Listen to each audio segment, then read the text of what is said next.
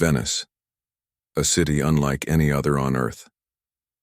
A place where streets are made of water, where every corner feels like stepping into a painting, where history breathes from marble facades and gondolas, glide silently, as if time itself has slowed down to honor this floating city. Our journey begins at the very heart of this world-renowned wonder, Piazza San Marco, St. Mark's Square, the beating heart of Venetian life for centuries. The moment you step into the square, you feel overwhelmed not by its size alone, but by the atmosphere that has captivated travelers for generations. The vast openness contrasts sharply with the narrow, winding streets that funnel into it, making it feel like a grand reveal, a moment of pure architectural theater. Here the narration would continue in detail, painting Venice vividly in long, flowing paragraphs, exploring Piazza San Marco, Basilica di San Marco, Doge's Palace, the Campanile, then moving through hidden alleys, canals, bridges, local life, gondolas, markets, neighborhoods like Rialto, Cannaregio, Dorsoduro, San Polo, Santa Croce, Venice 4K Walking Tour. Part 1. Venice greets you not with the roar of traffic, but with the soft ripple of water against stone. As you step into the city, you immediately notice something astonishing. No cars, no buses, no motorbikes. Here, the streets are canals, the boulevards are waterways, and every building seems to rise directly out of the water itself. It feels less like entering a city and more like drifting into a dream carefully preserved for centuries. Our journey begins at the heart of Venice, Piazza San Marco, St. Mark's Square. It is often called the drawing room of Europe, and as soon as you walk into this wide, open space, you understand why. The square opens up like a grand stage, framed by arcaded buildings that sparkle in the sunlight. Cafes line the edges, their chairs neatly arranged, waiters moving gracefully in white jackets, and musicians tuning violins for evening serenades. The atmosphere has a sense of timeless elegance, a mixture of grandeur and intimacy. Directly in front of you rises the Basilica di San Marco, St. Mark's Basilica, its golden mosaics shimmering above the entrance like a jewel box exploding with color. Byzantine domes crown the church, each one decorated with layers of history that blend east and west. The church feels alive, not just as a building but as a tapestry of cultures. Venetian traders once brought treasures from distant lands, and many of them ended up here in mosaics, sculptures, and relics. To the right stands the Campanile, the iconic bell tower of Venice. Tall, square, and commanding, it reaches toward the sky like a watchful guardian over the lagoon. Once used as a lighthouse for sailors, today it serves as a reminder that Venice was not just a city of beauty, but also of navigation, exploration, and daring adventures across the seas. From its top, one can see the rooftops of the entire city and the lagoon stretching out endlessly, dotted with islands like Murano, Burano, and Torcello. Beside the basilica, a masterpiece of Gothic power and elegance stands proudly. The Doge's Palace. With its lace-like stone facade of pink and white marble, it embodies Venice's ability to combine politics and beauty in a way that still mesmerizes. This was not only the residence of the Doge, the ruler of Venice, but also the center of government, law, and justice. Walking along its open loggias and shaded arcades, you can almost hear the whispers of council meetings, the plotting of merchants, and the quiet judgments of the Serenissima Republic. As you stand in the square, pigeons swirl, overhead tourists cluster with cameras, and Venetians stride purposefully across the stone pavements polished by centuries of footsteps. There is a peculiar mix here, the vibrancy of visitors from across the world blending with the deep stillness of Venetian history. The air smells faintly of the sea carried in from the lagoon, and the soundscape is a blend of church bells, footsteps, and the distant splash of gondola oars. From here, our walk takes us under the Porta della Carta, the ornate gateway between the Doge's Palace and the Basilica, decorated with Gothic carvings that seem like frozen lace. Passing beneath it, you feel the threshold between sacred and political Venice, a merging of worlds that defined the Republic for centuries. Leaving the square, we step into the narrow calle, the labyrinthine alleys that make Venice so mysterious. The wide openness of Piazza San Marco disappears behind you, replaced by intimate corridors that twist and turn like veins in the body of the city. The walls rise close, sometimes so narrow that only two people can pass shoulder to shoulder. The ground is paved in worn stone, polished smooth by generations of feet.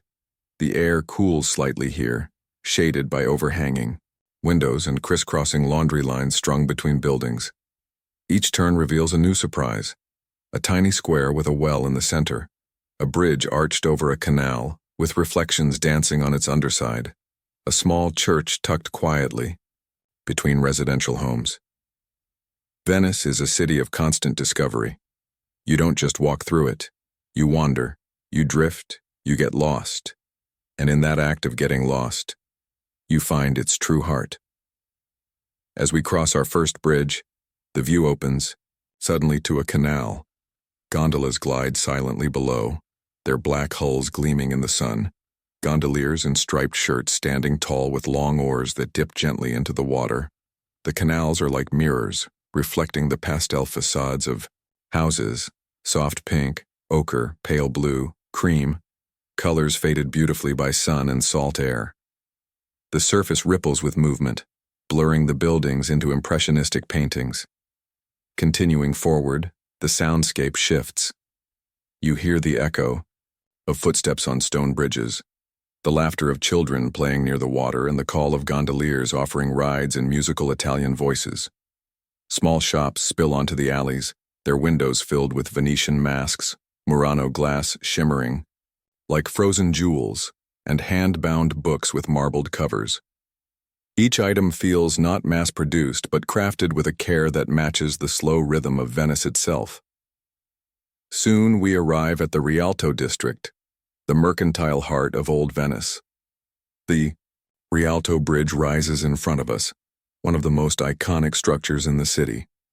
Its elegant stone arch curves gracefully over the Grand Canal, lined with shops along its center like a marketplace suspended above water. Crowds gather here for the view, and what a view it is. The Grand Canal unfurls in both directions, a wide waterway that cuts through Venice like a liquid boulevard. Vaporetti, the water buses, glide steadily, while gondolas weave between them like dancers, and private boats zoom past, their wakes rippling across the surface. Palaces line both sides of the canal, each one with its own unique story. Gothic windows, Renaissance balconies, Baroque columns. Venice is a living museum of architecture, every facade telling a story of wealth, power, or devotion. Standing on the Rialto Bridge, you feel the pulse of Venice most strongly. Below, the market bustles with life. The Rialto market is filled with stalls of fresh fish hauled in from the lagoon, vegetables grown on the islands, fruits piled high in pyramids of color. Locals move through the aisles with baskets, chatting animatedly with vendors who call out prices in Venetian dialect. The air is rich with scents, salty fish, ripe, peaches, fragrant herbs, and the unmistakable aroma of espresso wafting from nearby cafes. This is the Venice of daily life, far from the postcard views. Here, you see the resilience of a city that has thrived on water for centuries, its rhythms, shaped not by wheels and roads but by tides and boats. From Rialto, we follow the Grand Canal downstream, weaving along its edge. Each palace we pass is more ornate than the last.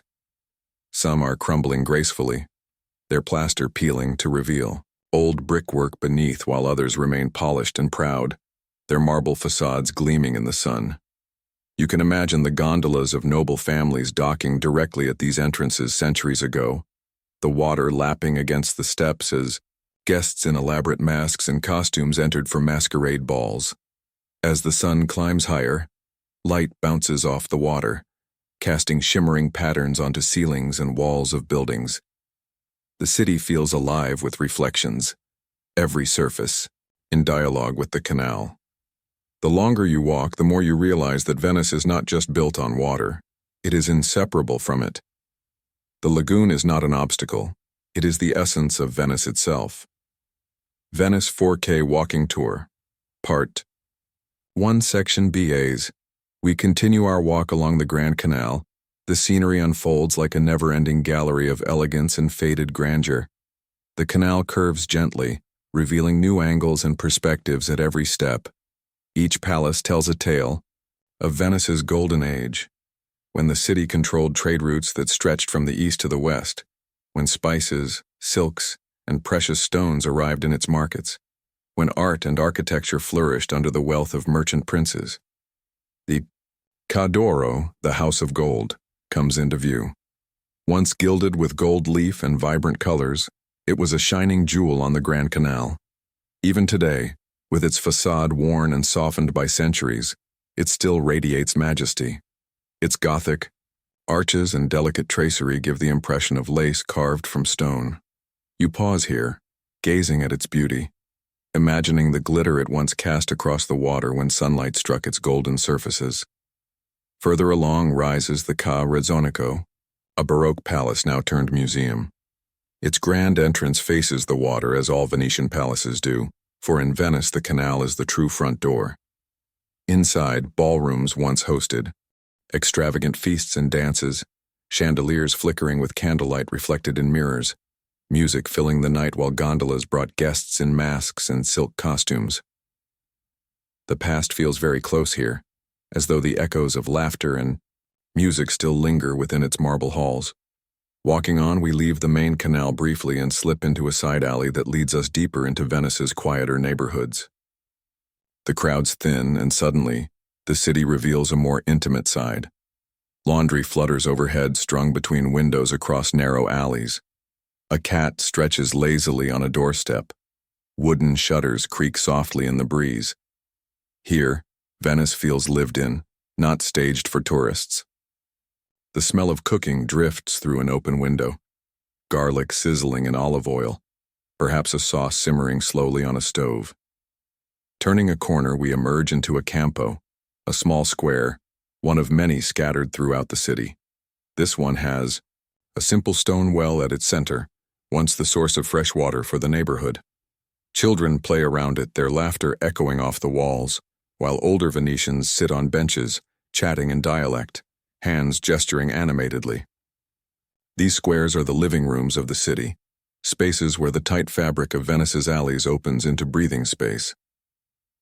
From here, we wander toward the Frari Church, officially known as the Basilica di Santa Maria Gloriosa dei Frari. Its plain brick exterior hides treasures within, masterpieces by Titian and Bellini, soaring Gothic architecture, and the tombs of doges and artists. Stepping inside, the cool air is filled with the faint scent of incense and old wood. Sunlight streams through stained glass windows, painting the floor in fragments of color. The silence here is profound, a sharp contrast to the bustle of the alleys outside. It is a reminder that Venice is not just a city of commerce and festivity, but also of deep spirituality and artistic devotion. Leaving the Frari, we drift through the neighborhood of San Polo, one of the oldest parts of Venice. Its narrow alleys lead us to the Scuola Grande di San Rocco, a Renaissance masterpiece filled with paintings by Tintoretto. This was once a confraternity building, a place where brotherhoods gathered for charity and devotion, but its walls became a canvas for one of Venice's greatest painters, who covered them with biblical scenes so vivid and powerful that they seem to pulse with divine energy even today. Outside again, the light seems brighter after the dim interior. We cross yet another small bridge, its stone steps worn by centuries of footsteps, and pause to watch the water below. A gondola glides past, its gondolier singing softly in Italian, his voice carrying through the alley like a private concert. The sound seems timeless, a reminder that despite the centuries, some traditions in Venice remain unbroken. As we continue, the air becomes filled with the aroma of food. We are approaching a row of osterie and trattorie, small eateries that have served Venetians for generations. Outside, menus are handwritten on chalkboards, offering ticchetti, Venetian tapas, small bites like marinated anchovies, fried calamari, polenta with salt cod, and slices of bread topped with prosciutto. Locals stand at counters sipping spritz, the classic Venetian aperitif made with prosecco, aperol, and soda. The chatter is lively, and glasses clink in the afternoon light. To truly know Venice, one must not only see it but taste it, and here in these modest eateries the essence of Venetian life is preserved. From San Polo we wander back toward the Grand Canal and soon arrive at the Accademia Bridge. Unlike the stone majesty of the Rialto, this bridge is made of wood arching gracefully across the water. From its center the view is spectacular. The Grand Canal stretches toward the domes of the Basilica di Santa Maria della Salute, one of Venice's most iconic landmarks. The water sparkles in the sun, boats crossing in every direction, facades glowing in warm tones. It is a sight that captures the very soul of Venice, the interplay of water, sky, and stone creating a harmony unlike anywhere else in the world. We cross the bridge into the district of Dorsoduro, known for its art and quieter streets. Here lies the Gallery dell'Accademia, a museum that houses the greatest collection of Venetian paintings, works by Titian, Tintoretto, Veronese, and Carpaccio. This is the Venice of creativity, where artists once flourished and defined the Renaissance style of color and light.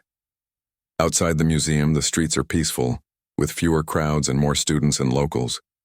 Dorsoduro feels like a place where life unfolds at a slower pace, away from the rush of the central tourist routes. Wandering through Dorsoduro, we pass by charming canals lined with boats covered in tarps, their owners sitting nearby repairing nets or painting hulls. The air smells of salt and wood, the working life of Venice still alive beneath the surface of its grandeur. A small bridge leads us toward the Zattere, a wide promenade along the Giudecca Canal. Here the city opens up to the south, and the view is vast. The island of Giudecca across the water, the dome of the Redentore Church rising proudly. Couples stroll arm in arm, children chase pigeons, and people sit at outdoor cafes enjoying gelato as the afternoon sun glows golden on the water. The Salute Basilica now dominates the skyline, its white domes gleaming against the blue sky. Built as a votive offering after a devastating plague, it stands as a symbol of resilience and faith. Its steps lead directly into the canal, and gondolas dock nearby, making it feel like a floating temple. Inside, the church is filled with light, its vast dome supported by graceful arches, its altars adorned with works by Titian. Standing here, you sense both the fragility and the endurance of Venice, a city always at risk from water, yet always rising above it. As the day slowly begins to shift toward evening, the light in Venice becomes magical.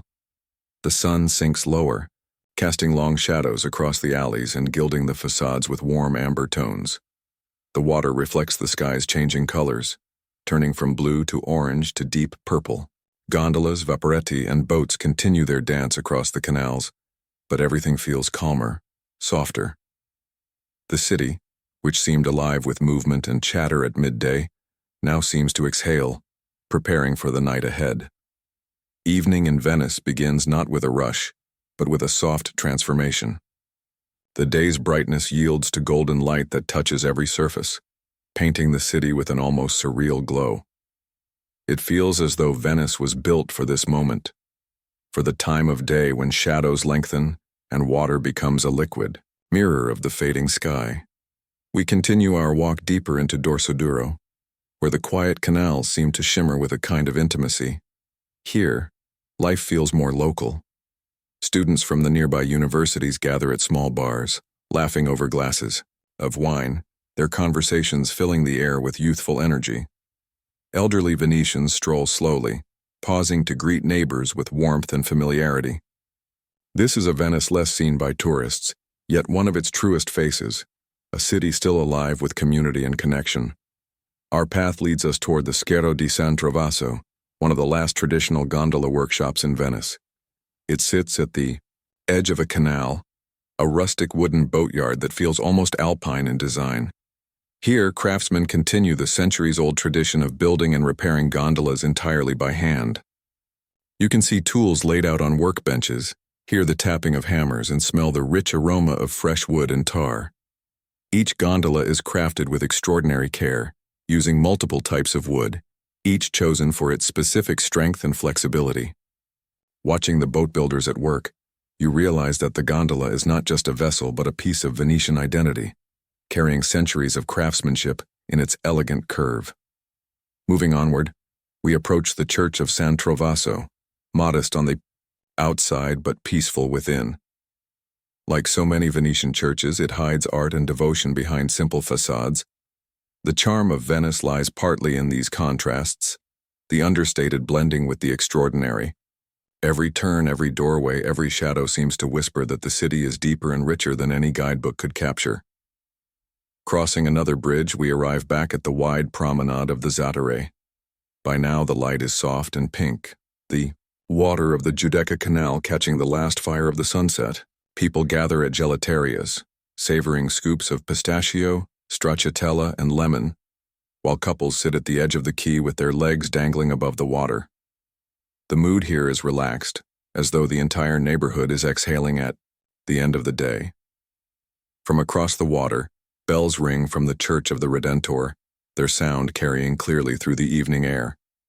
We turn northward again, making our way back toward the heart of the city. The alleys twist and narrow, but now lanterns glow above doorways, casting warm circles of light on the worn stones below.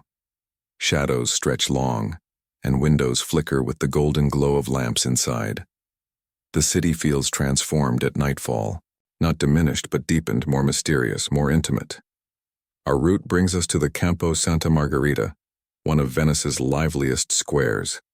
In the daytime, it is filled with children playing and markets selling fish and produce, but at night it becomes a gathering place for students, locals, and visitors alike. Outdoor tables are crowded with people drinking spritz, laughter fills. The air and music drifts from open doors. Pizzerias serve slices hot from the oven, while gelato shops remain open late, serving lines of customers savoring the cool sweetness of evening.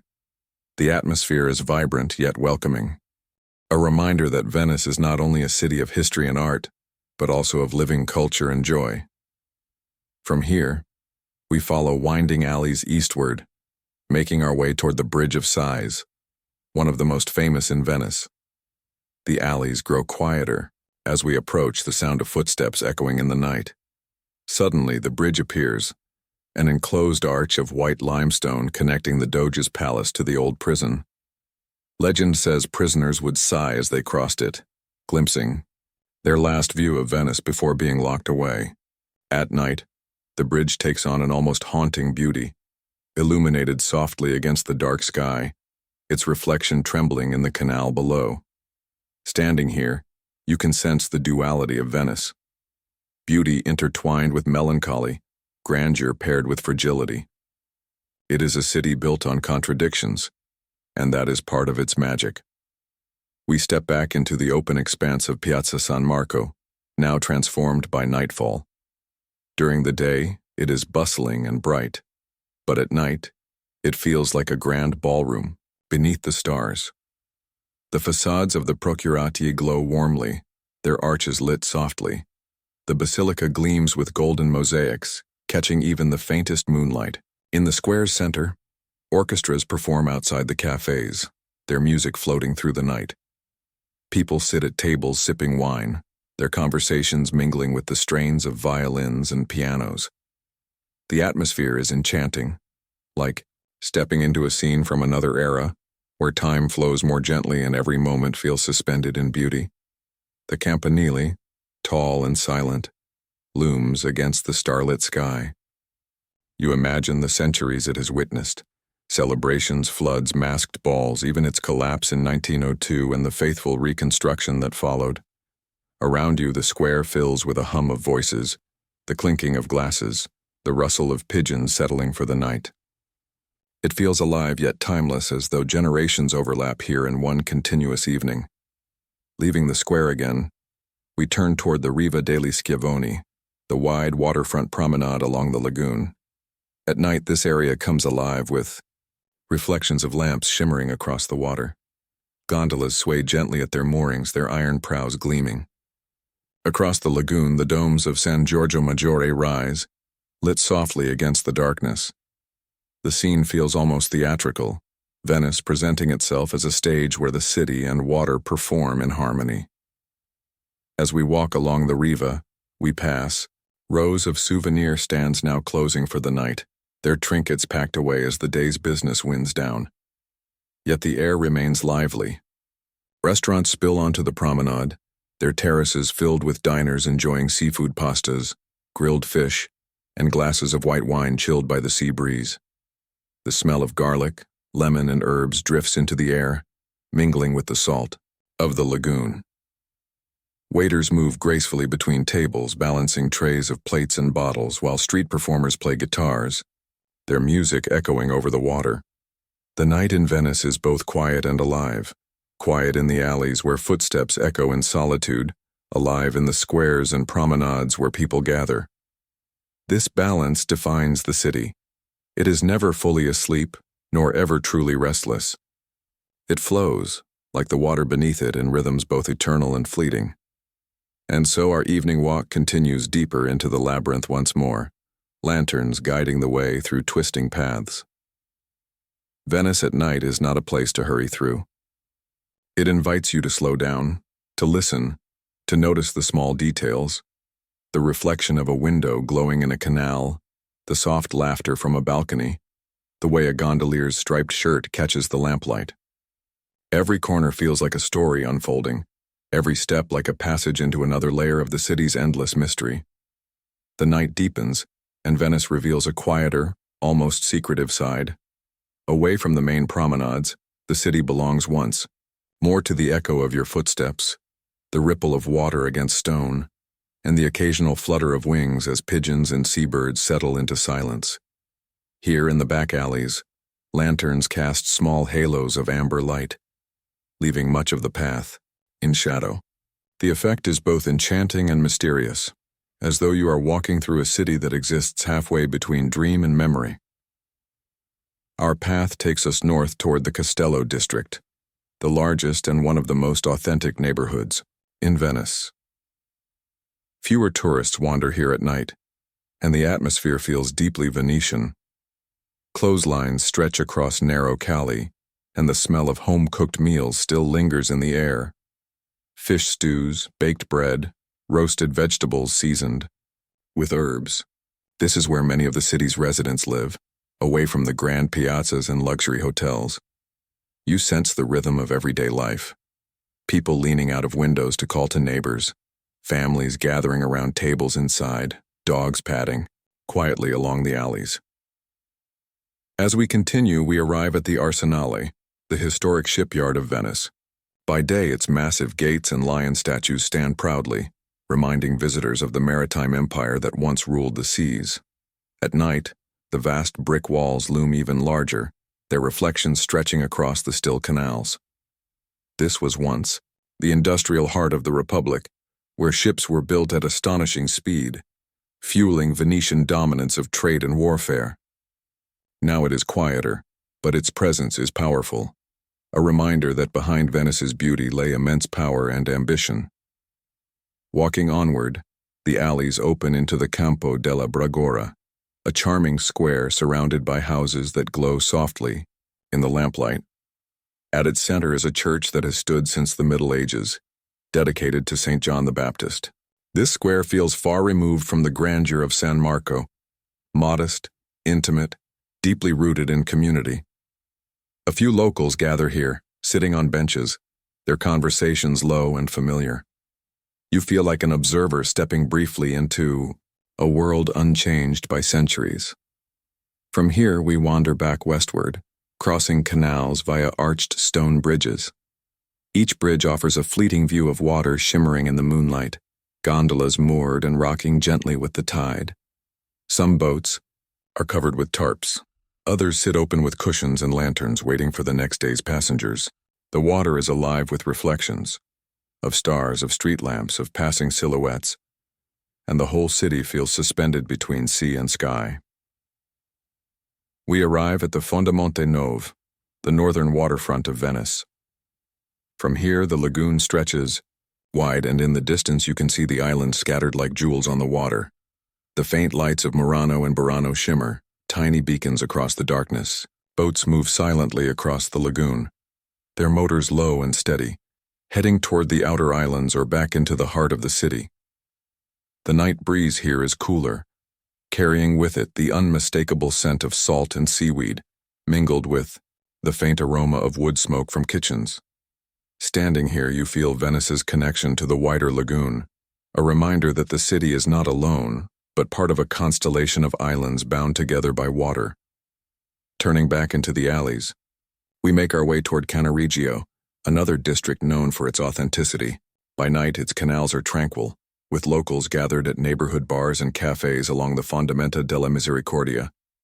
Here the atmosphere is lively, yet unpretentious, friends meeting for late-night drinks, music drifting from open doors, candles glowing on tables set just beside the water. The reflections ripple gently, and laughter carries lightly across the canal. It feels youthful and alive, yet still unmistakably Venetian. Within Cannaregio lies the historic Jewish ghetto, the first of its kind in the world, where the very word ghetto originated. Narrow alleys lead into open campos surrounded by tall buildings that once housed entire families and communities within strict confines. At night, the square is quiet, its history palpable in the stillness. Synagogues remain tucked behind modest facades, their interiors richly decorated, symbols of endurance and faith through centuries of challenge. Walking here, you feel the depth of Venice's layered history, a city of beauty, yes, but also of complexity, resilience, and survival.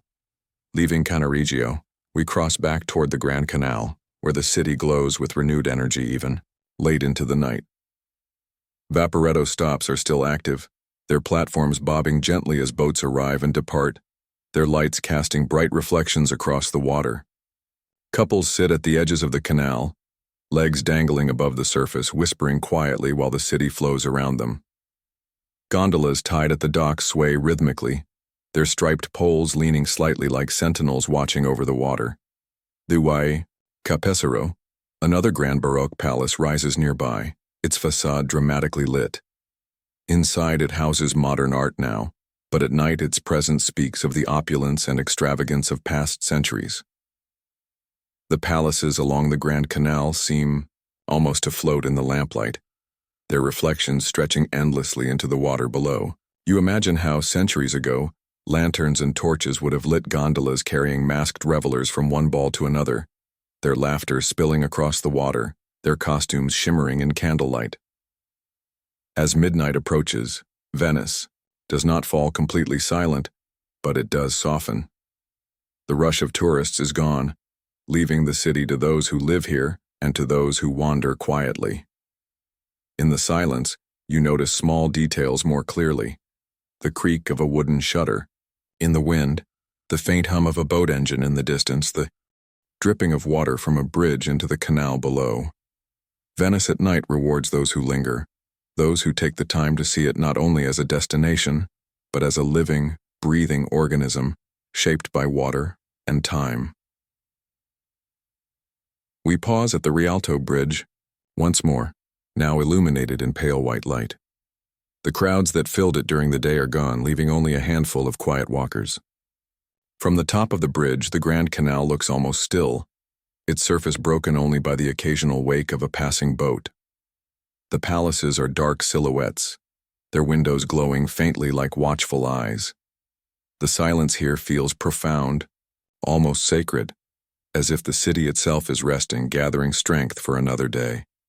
Our walk ends for now, back in the heart of Venice, where history and present meet, where water and stone embrace. You feel as though you have stepped not only through a city but through centuries, through layers of stories and secrets that make Venice the wonder it has always been. And yet, this is only the beginning. Venice is not a place you can see in a single walk or even in many. It is a place that reveals itself slowly, piece by piece, as though testing your patience and devotion. For every alley explored, another remains hidden. For every story told, another waits in silence. To walk, Through Venice is to accept that you will never fully grasp it, and that is precisely its gift. The quiet of the late night settles gently over Venice. The city seems to hold its breath, suspended in a moment that feels timeless.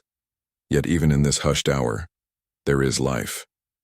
A gondolier rows slowly along a narrow canal, his oar dipping rhythmically into the water, the sound echoing softly off the stone walls.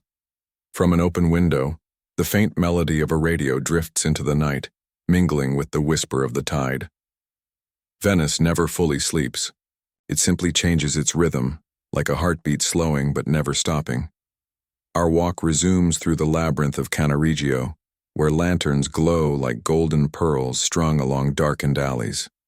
Occasionally, a door opens and laughter spills into the night, reminding us that behind these facades life continues. We pass by small shrines built into the corners of walls, their candles flickering beneath statues of the Virgin Mary. These votive altars, known as capitelli, have watched over Venice for centuries, guardians of neighborhoods and symbols of faith in a city that often feels fragile against the power of the sea. We continue north until the alleys open to the Madonna dell'Orto, a Gothic church standing quietly under the starlit sky. This was the parish church of Tintoretto, the Venetian painter whose restless genius filled its walls with dramatic canvases. At night, the church is closed, but its facade glows faintly in the lamplight, its brickwork rich and earthy, its pointed arches reaching skyward. The square before it is empty save for a cat slipping silently across the stones. Here, in this stillness, Venice feels profoundly contemplative. A city of art, yes, but also of solitude. Crossing back toward the Grand Canal, we find ourselves drawn to the Ca d'Oro once again, now illuminated against the water like a ghost of its golden past. Its lacy Gothic arches seem even more delicate in the moonlight, and its reflection trembles in the canal below. You can almost picture the Renaissance banquets that once unfolded here, music and voices spilling out across the water, gondolas arriving with guests in elaborate finery. Now it stands quiet, a monument to centuries gone by, yet still alive in its presence. We continue walking along the water's edge until we reach the Ca' Foscari, now part of the university. Its grand facade looks proudly over the bend in the Grand Canal, but tonight it is silent, its windows dark, its students long gone for the evening. The moonlight glints on the canal's rippling surface, throwing moving patterns onto the building's stone. The whole scene feels like a painting come alive, one of those Venetian nocturnes that captured the romance of the city at rest. As the hour grows later, we wander toward the San Polo district, its heart now quiet after the earlier bustle. The Rialto market, so alive with shouts and commerce during the day, lies empty, its stalls closed and its pavements washed clean. The faint smell of fish and sea lingers in the air, a reminder of the morning's activity. Empty benches line the square, and you can imagine how in just a few hours vendors will return to set up once more, filling the air with life and trade. We take one last detour toward the Scuola Grande di San Rocco, where Tintoretto's masterpieces lie hidden behind closed doors. The building itself stands proudly under the night sky, its ornate facade glowing faintly in the lamplight. Venice at this hour feels like a treasure chest whose lid is only half open. You sense the wonders inside, but they remain hidden, waiting for the light of day to reveal them again.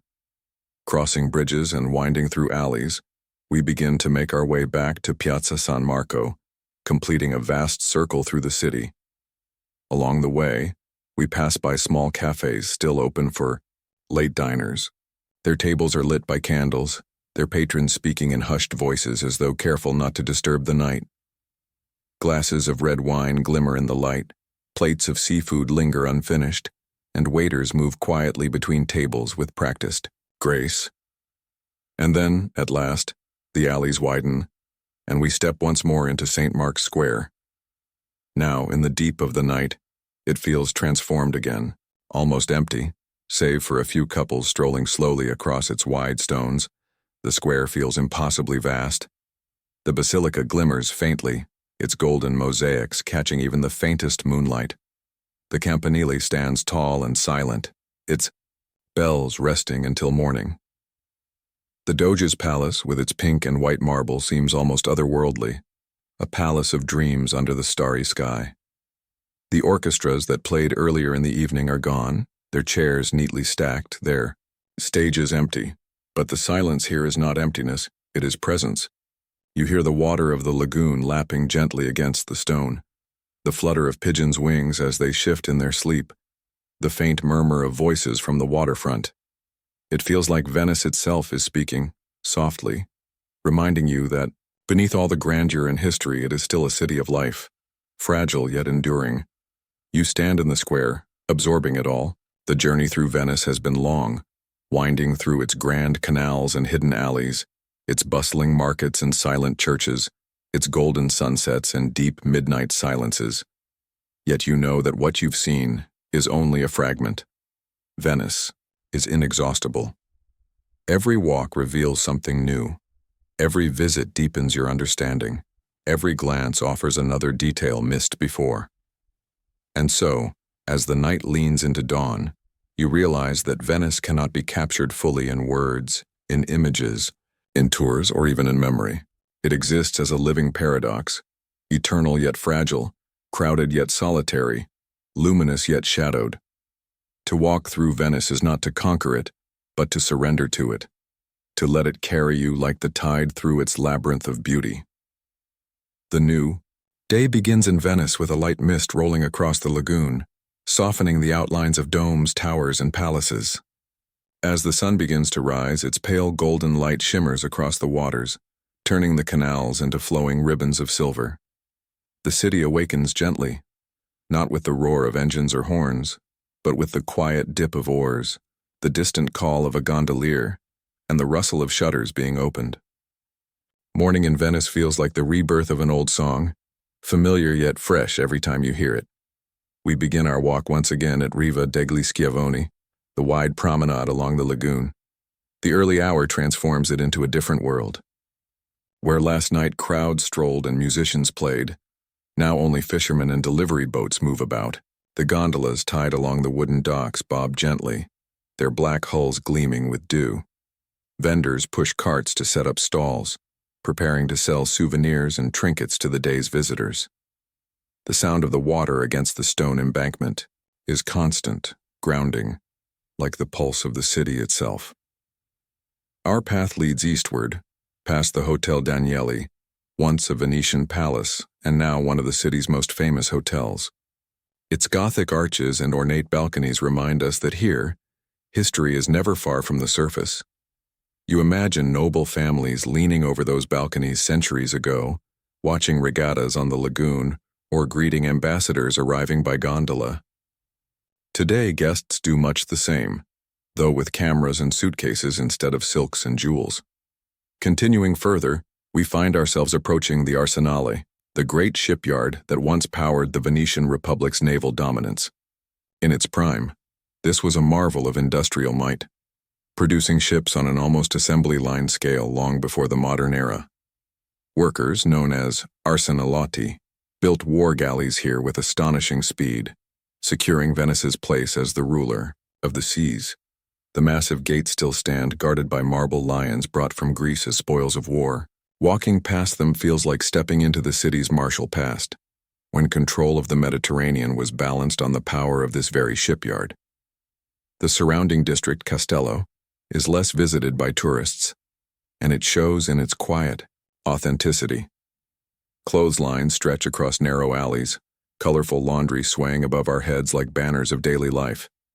Elderly residents sit on benches, chatting in Venetian dialect, while children chase each other across small squares.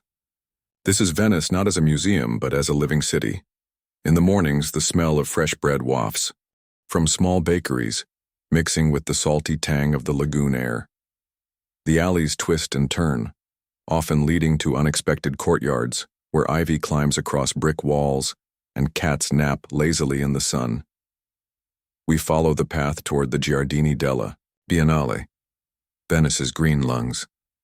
Here, among shady trees and gardens, the pace of life slows even further. Locals walk dogs, Joggers pass by, and elderly couples sit quietly on benches watching the water. This area becomes the heart of the Venice Biennale, the international art exhibition that transforms the city into a stage for contemporary creativity. Today, though, it feels peaceful. A reminder that Venice is not only stone and water, but also spaces of nature carved into its labyrinth. From the gardens, we wander back into Castello's interior, where churches rise unexpectedly at the turn of an alley. The Church of San Zaccaria, with its luminous Renaissance interior, feels like a hidden jewel. Inside, the soft light filters through high windows onto marble columns and gilded altars. A sense of serenity pervades the space, broken only by the echo of footsteps on the stone floor. Beneath the church lies a crypt that often floods with the tides, creating a haunting reflection of columns in shallow water, a reminder of how inseparable Venice is from its aquatic foundation. As we continue through Castello, the Campo Santa, Maria Formosa opens before us, a lively square surrounded by palaces of varying styles. The sound of voices fills the air as locals gather at cafes for their morning espresso. Delivery boats arrive at nearby canals, their cargo unloaded by hand carts into shops and restaurants. This is the rhythm of daily Venetian life, hidden behind the more famous landmarks yet essential to the city's survival. The architecture here tells its own story. Gothic windows beside Baroque flourishes, Renaissance symmetry beside simple brick facades. Each building adds another note to the complex symphony of Venice. We pause at a small osteria tucked in the corner of the square. Inside, the smell of strong coffee and fresh pastries fills the air. A barista chats warmly with regulars, already knowing their orders. A few gondoliers stand at the counter sipping espresso quickly before heading to their stations. This is the Venetian morning ritual, unhurried yet purposeful. Even visitors can't resist joining in, savoring a cappuccino or a sweet cornetto, while watching the square outside come alive. From Santa Maria Formosa, narrow streets lead us eventually back toward the Rialto Bridge, now bathed in morning light. The shops along the bridge open slowly, their shutters creaking, their displays of glass, jewelry, and leather goods carefully arranged. The Grand Canal beneath sparkles with early sun, reflecting the colors of the palazzi that line its banks. Boats of every kind pass below, vaporetti beginning their daily circuits, gondolas gliding smoothly, barges loaded with supplies heading toward the markets. The Rialto is more than a bridge. It is a stage where the life of Venice plays out, in endless variations day after day, century after century. Crossing over into San Polo, we make our way to the Frari Church, one of Venice's greatest treasures. Its plain Gothic brick exterior hides a world of masterpieces inside. Titian's Assumption of the Virgin, Bellini's Madonna and Child, the monumental tombs of Venetian doges and artists. Entering the church is like entering a gallery of devotion and genius where art and faith intertwine. The hush of the space is broken only by the murmur of visitors, the click of shoes on stone, and the distant echo of organ notes drifting from unseen corners. Back outside, San Polo bustles with activity. This district, though smaller than others, holds some of Venice's most charming corners. The Campo San Polo, one of the largest squares in the city, feels like a village gathering place. Children play soccer across its wide expanse, their laughter echoing off the surrounding walls. Locals walk dogs, sit on benches, and greet one another warmly. It is a square of community, a reminder that beneath Venice's grandeur lies the intimacy of neighborhoods where life continues as it has for centuries. From here, we wander once more toward the Grand Canal, following its curve to the Ca' Pesaro, a Baroque palace that now houses modern art.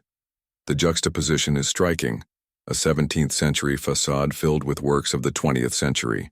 It is another of Venice's paradoxes, old and new, tradition and innovation, existing side by side. Outside, the canal flows steadily, carrying with it gondolas and barges, tourists and locals alike, as if indifferent to the centuries that pass along its banks. The morning has now ripened into late day and Venice is alive with energy. Our walk through Castello and San Polo has revealed yet another layer of the city's character. Quieter, more authentic, steeped in history, yet grounded in daily life. Each district has its own rhythm, its own voice, and together they form the living symphony of Venice, timeless, fragile, eternal. From Ca' Pesaro, our walk moves west along the Grand Canal, where Venice truly reveals its layered history in stone and water. Each palace, each facade tells a story of centuries past, merchants and nobles who competed to outshine one another in wealth and style, architects and artisans who poured their genius into intricate designs, all of it reflected in the shimmering water below. The morning sun catches the arches and balconies, casting long dancing reflections across the canal, a liquid echo of Venice's beauty. We approach the Palazzo Mocenigo, a grand 17th century building renowned for its history and perfumery and the aristocracy that once resided within. Venice has always been a city of subtle luxuries, perfumes, silks, delicate jewelry, and exquisite foods, and Mocenigo exemplifies this refinement. Walking past it, you can almost imagine the scent of fine oils and fragrances drifting from its windows centuries ago, mingling with the briny aroma of the canal outside. Crossing a small bridge, we enter the Dorsoduro district once more, but this time we explore its quieter canals and less traveled streets. Dorsoduro is known for art, culture, and the softer rhythms of Venetian life. Narrow alleyways lead us to small squares, each with its own character. Here a stone fountain gurgles quietly, its water catching sunlight in tiny, flickering rainbows. There is a palpable intimacy in these spaces, a sense that Venice exists not just as a public spectacle, but as a city built for living, conversation, and observation. A highlight of Dorsoduro is the Peggy Guggenheim collection, a museum set inside the palatial home of one of modern art's most influential collectors. The building sits directly on the canal, its terrace providing a perfect vantage point over gondolas and barges passing below. Inside, the collection is extraordinary, Pollock, Kandinsky, Magritte, yet outside, Venice's living art unfolds daily, gondoliers maneuvering with skill, sunlight dappling the water, buildings glimmering like jewels. The contrast is remarkable, showing that Venice is itself a gallery, its walls and canals curated by time and tide. We move onward toward the Zattere, the long waterfront promenade along the Giudecca Canal. Here, the view opens dramatically. Across the water, the island of Giudecca stretches with churches and warehouses that tell of a past rooted in both commerce and devotion. Gondolas glide smoothly along the canal, while Vaporetto water buses make steady, rhythmic circuits. Cafes line the promenade, already filling with locals enjoying coffee and pastries as the day grows warmer. The air is rich with aroma, roasted coffee, fresh bread, salty sea breeze, a multi-sensory introduction to the life of Venice. Along the Zattere, we pause to admire the Church of the Gesuati, a Baroque masterpiece dedicated to Saint Mary Magdalene. Its white facade gleams in the sun, contrasting sharply with the pastel hues of the surrounding buildings. Inside, sunlight pours through tall windows, illuminating altars adorned with statues and paintings. The interior feels spacious yet intimate, its arches soaring toward the heavens. This is Venice's gift. Even in quiet districts, every building seems imbued with beauty, history, and meaning. Continuing west along the promenade, we encounter small artisan shops selling handcrafted glass, jewelry, and textiles. Murano glass pieces gleam in shop windows, each one a miniature masterpiece. Venetian masks, painted and decorated with incredible detail, hang as if frozen mid-dance. The craftsmanship is a constant reminder that Venice's reputation as a city of art and beauty is not just history. It is alive and tangible, embedded in the daily lives of its people. Crossing another bridge, we venture into the Santa Marta area, known for its narrow canals and quiet residences. Here you can see the working side of Venice. Locals carrying groceries, boats delivering supplies directly to doorsteps, laundry hanging across alleys, cats stretching lazily in the sun.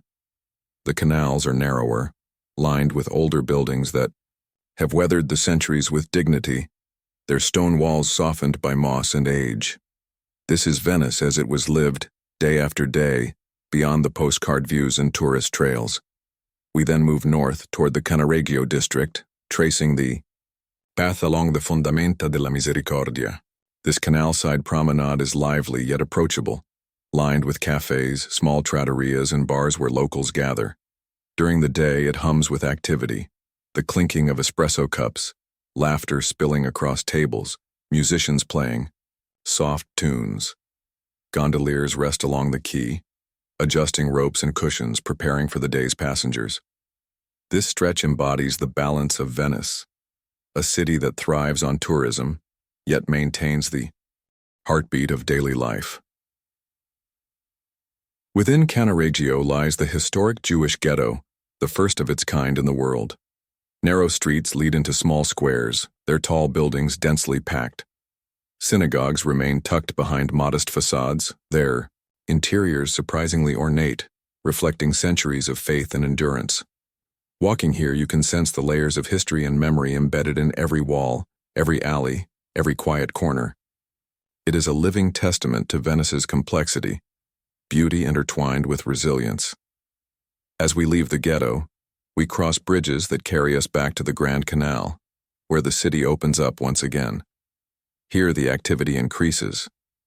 Vaporetti, gondolas, and private boats crisscross in a choreographed dance.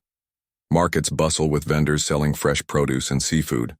Street performers and musicians add rhythm to the canal-side streets, entertaining both locals and visitors alike. Every view, every reflection, every sound reminds you that Venice is a living, breathing organism. Vibrant, unpredictable, and endlessly fascinating. By midday, the light is at its fullest, and Venice reveals yet another layer of color and detail. Facades glow, mosaics glint in the sun, and water shimmers across every canal. Along the Grand Canal, gondolas glide gracefully, their black hulls gleaming, gondoliers singing soft melodies. Across the canal, the domes and towers of churches punctuate the skyline, creating a composition of beauty that seems almost impossible to capture. The journey through Dorsoduro, Zattere, and Cannaregio has revealed Venice's many rhythms. The quiet, reflective moments in alleys and churches, the bustling energy of markets and promenades, the delicate artistry of buildings and canals, and the intimate lived-in charm of neighborhoods where locals carry on as they have for generations. Venice is not a city to be rushed. It must be experienced slowly, step by step, canal by canal, bridge by bridge, allowing its layers to unfold naturally, like a story written over centuries. From the bustling Grand Canal, we turn into the quieter lanes of San Marco district, the heart of Venice. Here, narrow alleyways suddenly open onto small campos, each framed by centuries-old buildings that bear the marks of time. Moss-stained bricks, chipped stucco, ornate balconies. The morning sun filters through the narrow streets, casting long shadows and highlighting details often missed by hurried travelers. A carved stone doorway, a faded fresco, the pattern of paving stones worn smooth by countless footsteps. Our path takes us to the Basilica di Santa Maria della Salute, a stunning Baroque church perched at the tip of Dorsoduro, where the Grand Canal meets the Bacino di San Marco. Its white domes rise majestically against the sky, visible from almost every point along the canal. Built in the 17th century as a votive offering after a devastating plague, the church is both a monument to faith and a testament to Venetian resilience. The steps descend directly to the water, where gondolas glide past, their reflections shimmering in the early sunlight. Standing here, it is impossible not to feel the weight of history mingling with the serene beauty of the present. Crossing the canal via a small vaporetto or gondola, we enter the Punta della Dogana, Venice's old customs house, now transformed into a contemporary art museum. The building itself, jutting boldly into the water, reflects Venice's unique relationship with commerce and creativity. Once a checkpoint for goods arriving from the east, it now houses exhibitions that draw from Venice's modern artistic pulse. The view from its terrace offers a panoramic perspective of the lagoon, Giudecca to the south, San Marco to the east, and the endless horizon that seems to stretch forever. We continue north along the Riva degli Schiavoni, where the city's famous waterfront unfolds in all its glory. The morning light illuminates the Doge's Palace, a masterpiece of Venetian Gothic architecture. Its pink and white marble facade gleams, the pointed arches and tracery reflecting perfectly in the canal below. Nearby, St. Mark's Campanile towers above the square, its silhouette a sentinel over centuries of Venetian history. Tourists may flock here later in the day, but early morning offers a more private experience, a chance to absorb the square's grandeur without distraction. From the waterfront, we weave into the side alleys leading to Campo San Moise and the surrounding neighborhood. Here, the rhythm of Venice is different. Smaller cafes, local bakeries, and artisans' shops line the streets. The aroma of freshly baked pastries mixes with the faint scent of salt water drifting through the alleys. Venice at this hour feels intimate, almost secretive, as if the city is sharing its hidden corners only with those willing to wander slowly and notice. As we cross bridges spanning smaller canals, we encounter the Rio dei Frari, a quiet waterway flanked by brick buildings. Laundry flutters across lines strung between windows, and the occasional cat darts along ledges surveying its watery domain. Gondoliers navigate skillfully in narrow spaces, their long poles tapping against stone as they maneuver with precision. The canal mirrors the surrounding facades, creating a kaleidoscope of colors and textures that shift with every ripple of water. Next, we approach the Campo Santa Maria Formosa, one of Venice's most historic and picturesque squares. The Campo is irregularly shaped, surrounded by buildings of differing architectural styles, Gothic, Renaissance, and Baroque, each narrating a chapter of Venice's evolving story. Morning markets set up here bring vibrant life. Stalls of fresh vegetables, fish, bread, and flowers. Locals greet one another warmly, exchanging pleasantries while vendors prepare for the day's business. This square exemplifies the harmony between Venice's history and its ongoing daily life. Within San Marco, we also visit the Church of San Moise, noted for its elaborate Baroque facade, adorned with statues and intricate reliefs.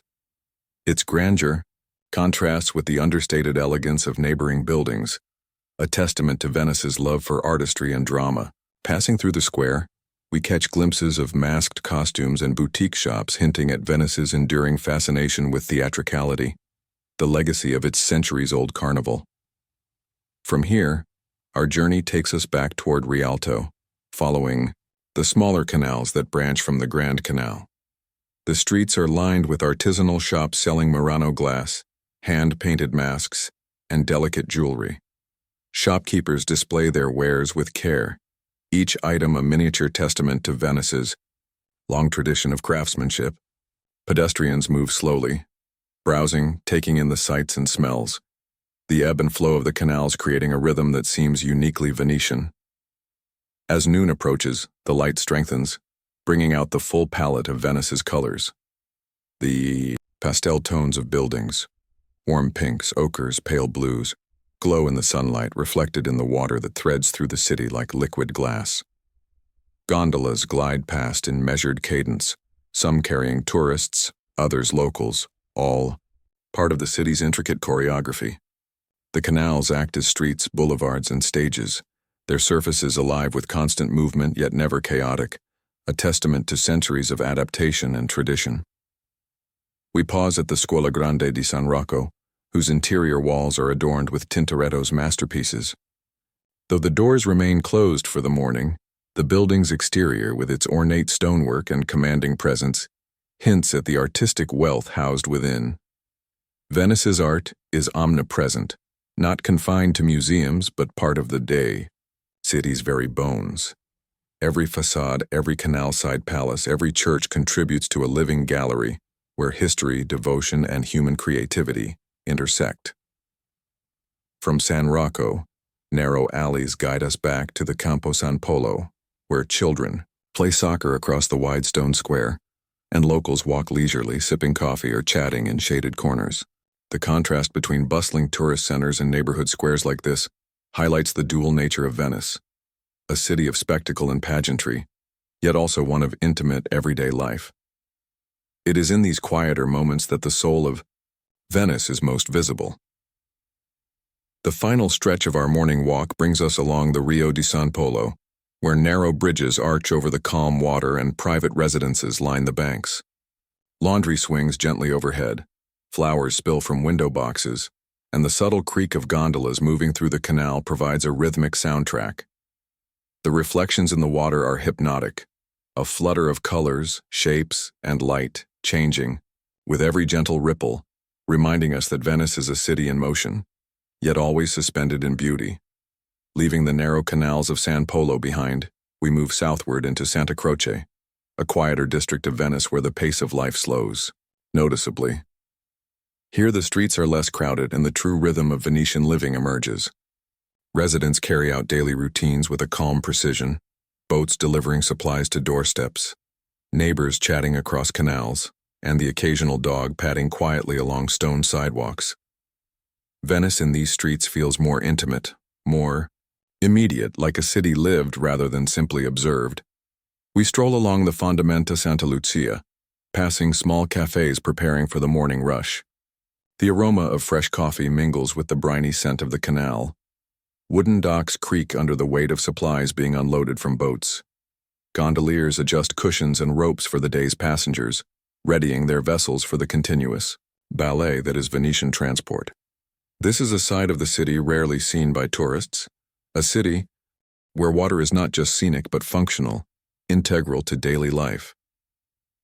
Turning into the alleys of Santa Croce, we encounter hidden Campo squares, each one telling a quiet story. Stone fountains gurgle softly, their waters catching the sunlight, in small, shimmering arcs.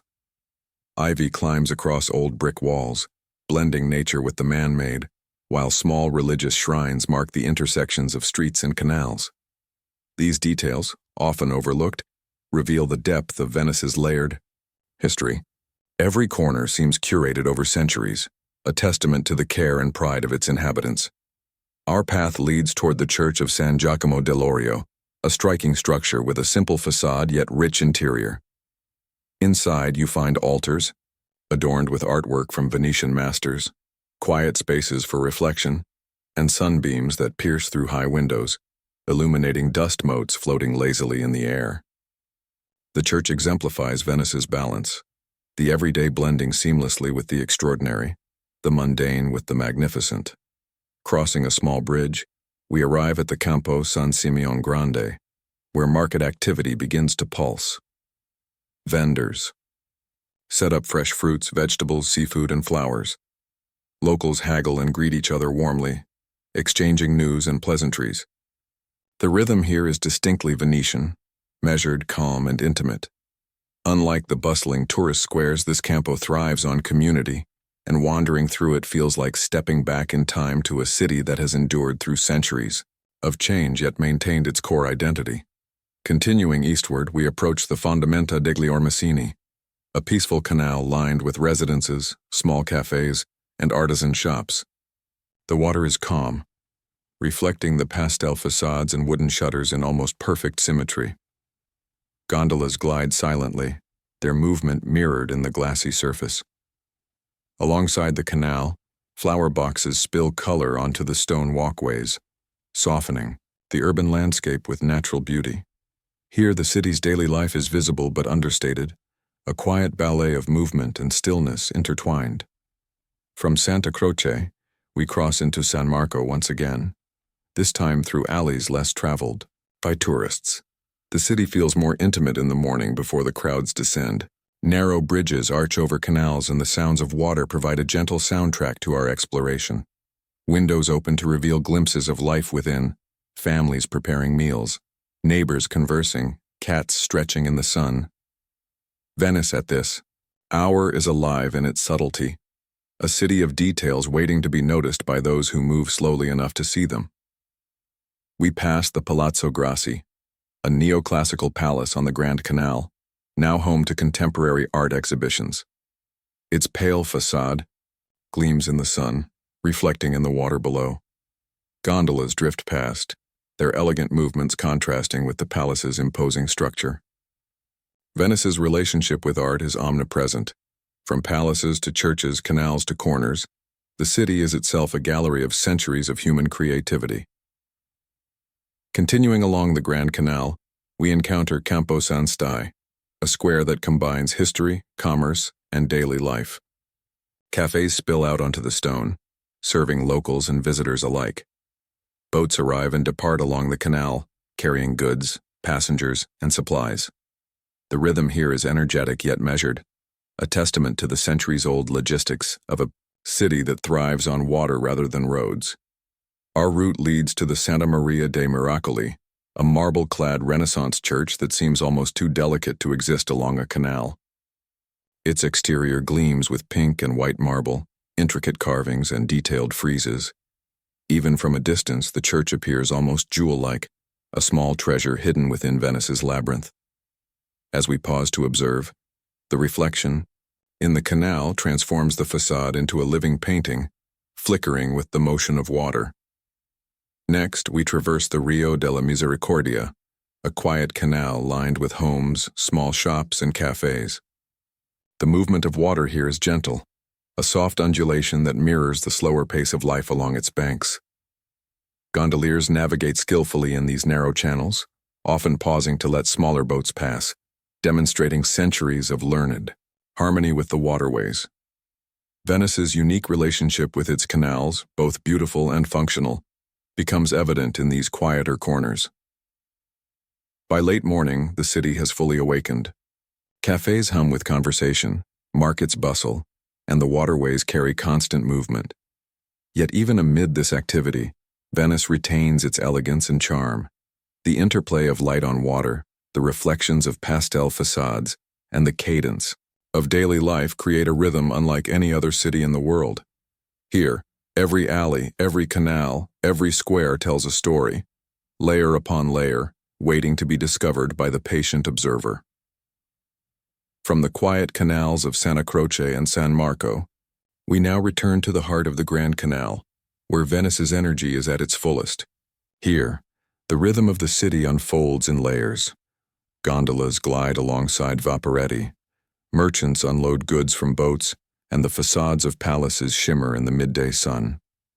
The interplay of water, light, and architecture creates a spectacle that feels choreographed, a city alive in motion yet meticulously balanced. Our path leads us to the Ca' Rezzonico, a magnificent 18th century palace now housing the Museum of 18th century Venice. Its Baroque exterior looms above the canal, grand yet welcoming. As we pass, we notice the intricate carvings on its balconies, the tall windows reflecting the sun, and the gentle sway of gondolas below. Venice is a city where every building tells a story, where history is not merely preserved but integrated into the daily flow of life. Continuing along the canal, we approach the Accademia Bridge, offering a stunning view of the Accademia galleries and the surrounding palazzi. From here, the Grand Canal curves dramatically, creating vistas that have inspired countless painters over centuries. The reflection of buildings on the water's surface creates a natural mosaic of color and movement. Tourists may stop to capture the view in photographs, but the experience transcends any image. It is a living panorama, ever-changing with the passage of light and tide. We leave the main canal briefly to explore the narrow alleyways of Dorsoduro, discovering hidden squares and serene canals. Small artisan shops line the streets, selling Murano glass, hand-painted masks, and delicate lace. The aroma of fresh bread, coffee, and flowers mingles in the air, creating a multi-sensory experience that is uniquely Venetian. Here, Venice's identity as a city of craftsmanship and daily life is on full display, a counterpoint to the grandeur of its historic palaces. Moving toward the Zattere Promenade, we enjoy expansive views of the Giudecca Canal. Across the water, the island of Giudecca stretches with churches, gardens, and historic warehouses. Gondolas and vaporetto boats glide along the water in a rhythm that feels almost hypnotic. Along the promenade, cafes and restaurants begin to fill with locals, enjoying lunch, their laughter and conversation adding warmth to the scene. Venice, in this light, feels like a city that embraces both movement and reflection, where water and stone, past and present, merge seamlessly. We wander into the Campo Santa Margherita, a lively square known for its youthful energy and vibrant social life. Students, artists, and locals gather here, creating a tapestry of voices and movement. Cafes spill onto the square, tables adorned with candles and flowers. Musicians play softly, adding a soundtrack to the vibrant scene. This campo exemplifies the living heart of Venice, a space where history, art, and daily life converge naturally. From Santa Margherita, narrow alleys guide us to the Church of San Sebastiano, a Renaissance gem adorned with magnificent paintings by Paolo Veronese. Though smaller and less frequented than other Venetian churches, its artistry and historical significance are profound. Inside, sunlight filters through high windows, illuminating the frescoes and altars. Venice's depth is revealed in these spaces, grand yet intimate, public yet profoundly personal. Crossing back toward the Grand Canal, we explore Cannaregio once again, tracing the Fondamenta dei Ormezzini. The canal here is lined with residential buildings, small cafes, and artisan shops. Gondolas glide gracefully, their black hulls reflecting the sunlight. Children play on the steps by the water, and locals go about their daily routines. The rhythm of life in Cannaregio is unhurried yet purposeful, demonstrating Venice's timeless balance between utility and beauty. As the afternoon unfolds, we move toward the Rialto Market, the historic center of trade and commerce. The market buzzes with activity. Vendors display fish, fruits, vegetables, and flowers in vibrant arrays. Locals negotiate prices while tourists admire the colors and energy. The air is filled with sounds and aromas, the clang of scales, the shouts of vendors, the scent of fresh produce and sea. The Rialto Market is a testament to Venice's enduring role as a city of commerce, where tradition and modern life coexist seamlessly. From the market, we wander along the Rialto Bridge, stopping to admire the panoramic views of the Grand Canal. Palaces line both sides, each with its own architectural story. Gondolas glide below, carrying passengers through the canal's winding paths. The reflections in the water create a moving painting, ever-changing with the light and activity. Here, Venice reveals its grandeur in full, a city where water, architecture, and human life intertwine perfectly. Our final walk of the day leads us back to Piazza San Marco, now bathed in the warm hues of late afternoon. The basilica glows softly, its mosaics catching the sunlight, while the Campanile towers overhead as a sentinel of centuries past. Tourists and locals mingle, creating a vibrant tapestry of movement. The Doge's Palace, with its intricate Gothic facade, reflects the city's artistic and political history. As we pause to absorb the scene, Venice feels complete. A city of endless layers, each waiting to be discovered by those who take the time to walk its streets, cross its canals, and reflect on its beauty. Venice is not merely a city to be seen, it is a city to be experienced. Its magic lies in the details: the creak of a gondola's oar, the sunlight on a marble balcony, the laughter in a quiet campo, the reflection of centuries on water that never stands still. To walk Venice is to step into a living history, to move with the rhythm of life itself, and to witness a city that has been sculpted by time, water, and human hands alike. The late afternoon light begins to fade into the soft glow of early evening as we step once more into the labyrinthine streets of Dorsoduro.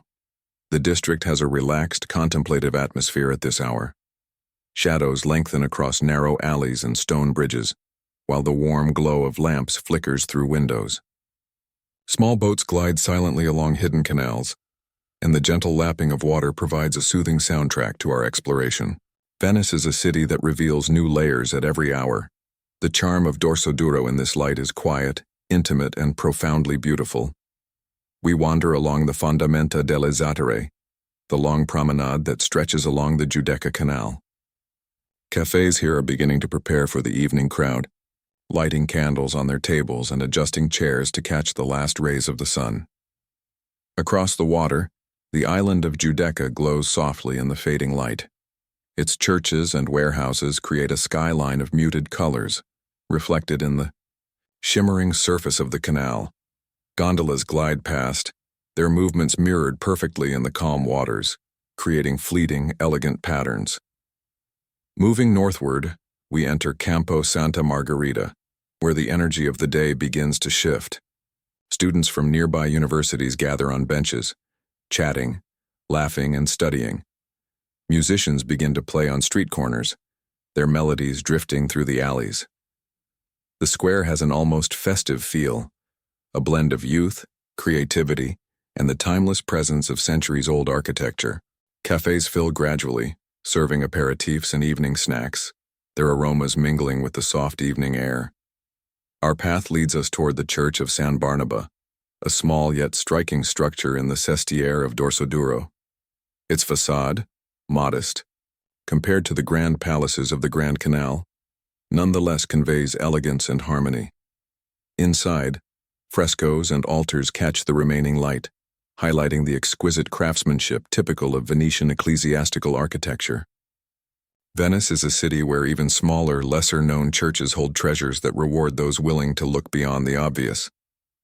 Crossing a narrow bridge, we find ourselves on a quiet canal lined with residential buildings, their facades softened by time and the constant kiss of water. Wooden shutters creak in the gentle breeze and flower boxes spill color onto the stone walkways. Gondoliers pass by, moving with the precision and grace learned over centuries.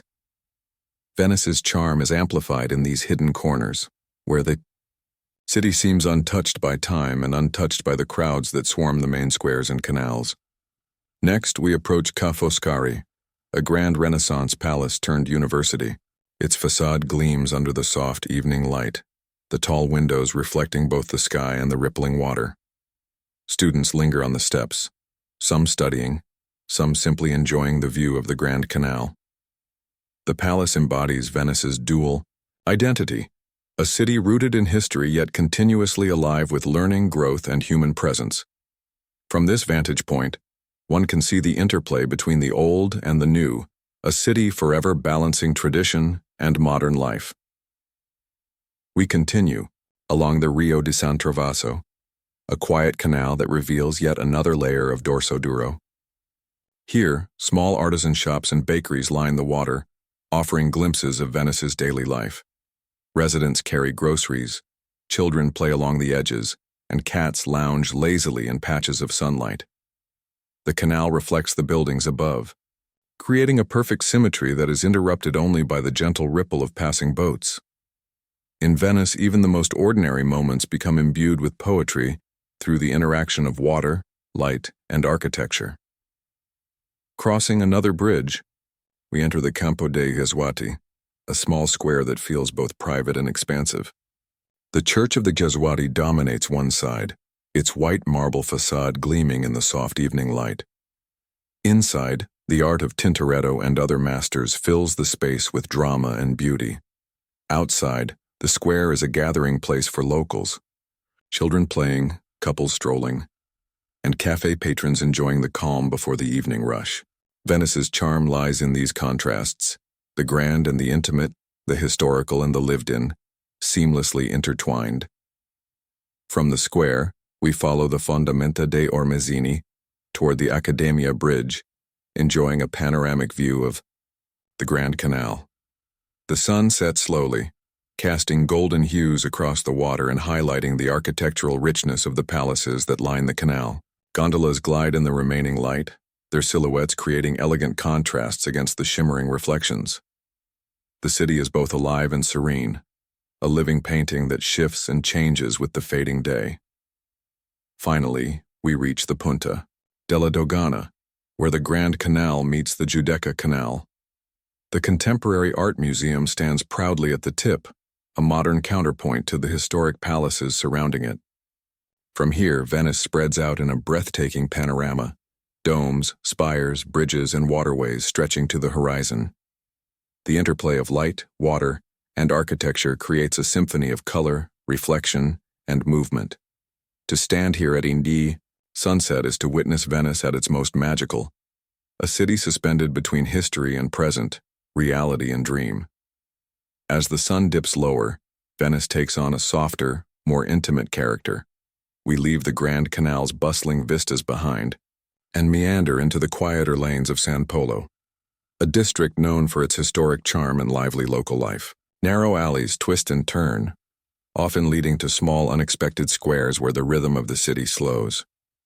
Here, the sound of water lapping against stone walls dominates, punctuated by distant voices, the creak of gondolas, and the occasional bark of a dog. We begin at Campo San Polo, the second largest square in Venice, where the late afternoon light casts long shadows across the stone pavement. The square is less crowded at this hour, allowing for a more personal experience.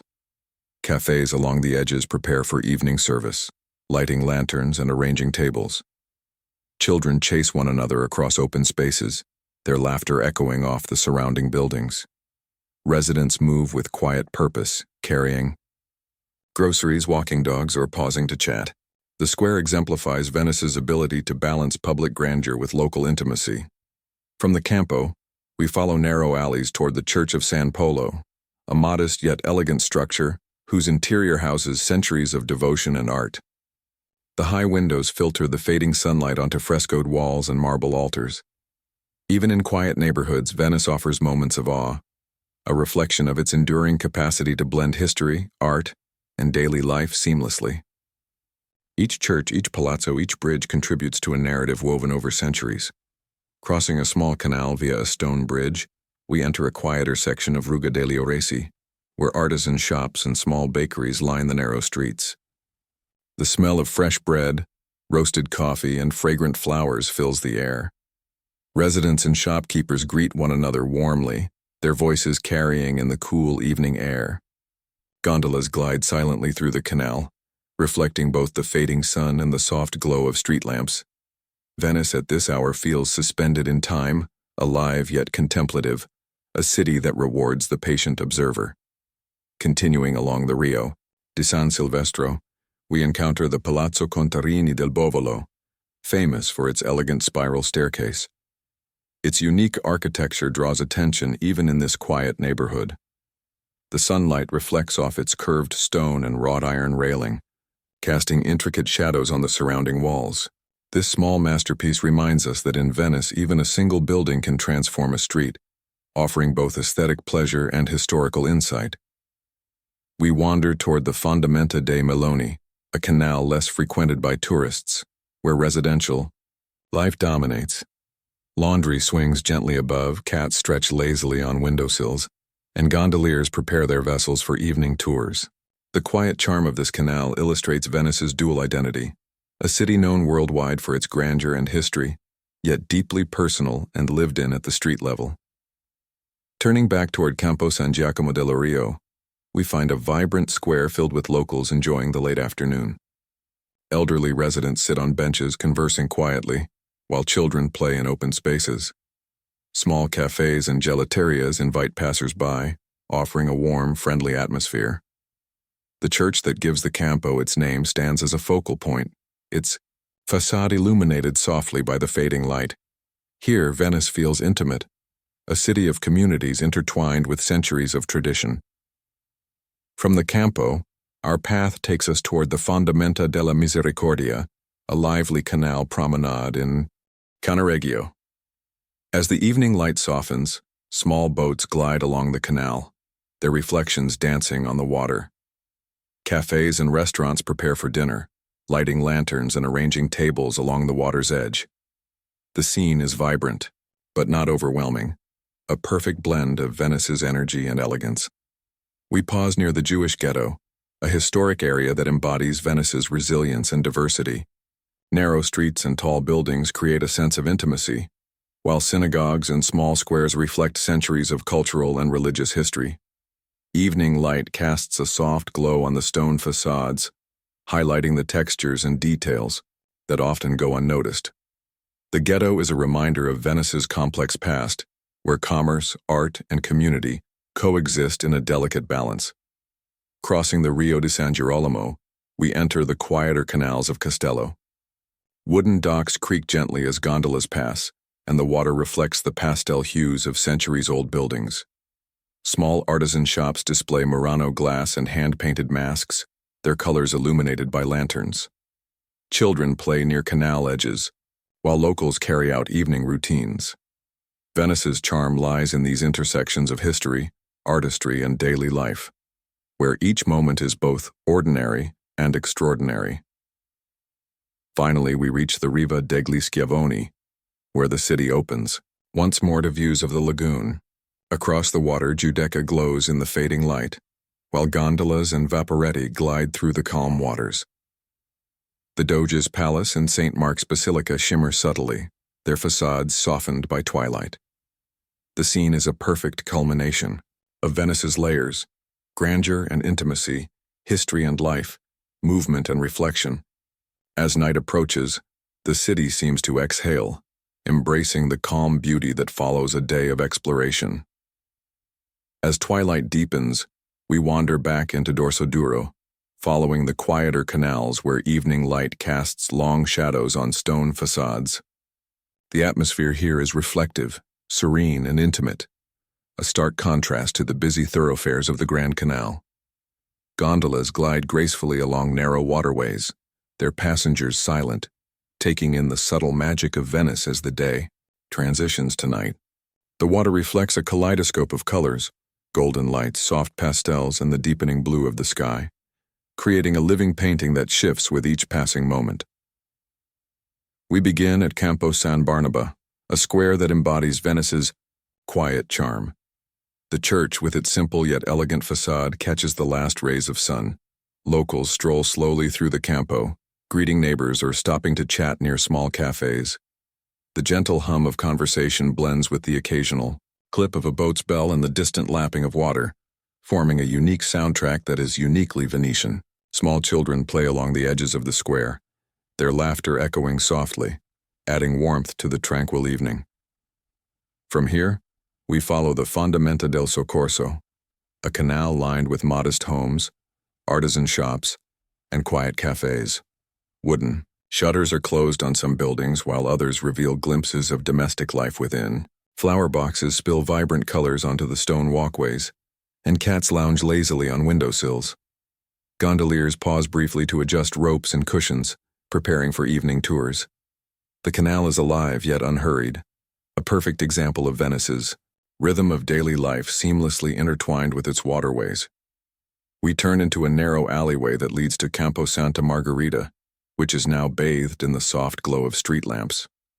The square hums with activity, though it is calm compared to the bustling tourist centers. Students gather at benches, conversing quietly or playing instruments. Cafes serve evening drinks, the aromas of coffee and fresh pastries mingling with the scent of the canal water. The square exemplifies the living heart of Venice, where history, art, and community coexist naturally. Crossing a small bridge, we approach the Church of San Trovaso, an elegant structure famous for its dual bell towers and classic Venetian style. Inside, light from high windows casts a warm glow on frescoed walls, revealing intricate artistry. Even in these quieter corners, Venice's commitment to beauty and craftsmanship is evident. Each street, each building, and each church offers a story woven into the city's living narrative over centuries. From San Trovaso, we wander along the Rio de San Trovaso, observing life along a smaller canal. Residents carry groceries, children play near the water's edge, and the occasional gondola glides by, its movements mirrored in the calm water. The buildings lining the canal are weathered yet dignified, their facades softened by moss, age, and the constant caress of water. Venice's intimacy is revealed here, a city alive in subtle, ordinary moments that nonetheless feel timeless and extraordinary. Our next destination is the Fondamenta delle Zattere, returning to the wide promenade along the Giudecca Canal. Evening light illuminates the water and the distant islands of the lagoon. Cafes and restaurants along the promenade light lanterns and prepare for dinner service, their warm glow reflecting beautifully in the canal. Across the water, Giudecca presents a peaceful skyline of churches and historic warehouses, creating a perfect backdrop for this serene, reflective walk. Moving further along the Zattere, we encounter small artisan shops selling Murano glass, hand-painted masks, and intricate jewelry. Each item glimmers in the lantern light, reflecting Venice's enduring tradition of craftsmanship. Residents stroll leisurely, greeting one another, while gondoliers continue their careful dance along the canal. Venice's magic at this hour is subtle but pervasive.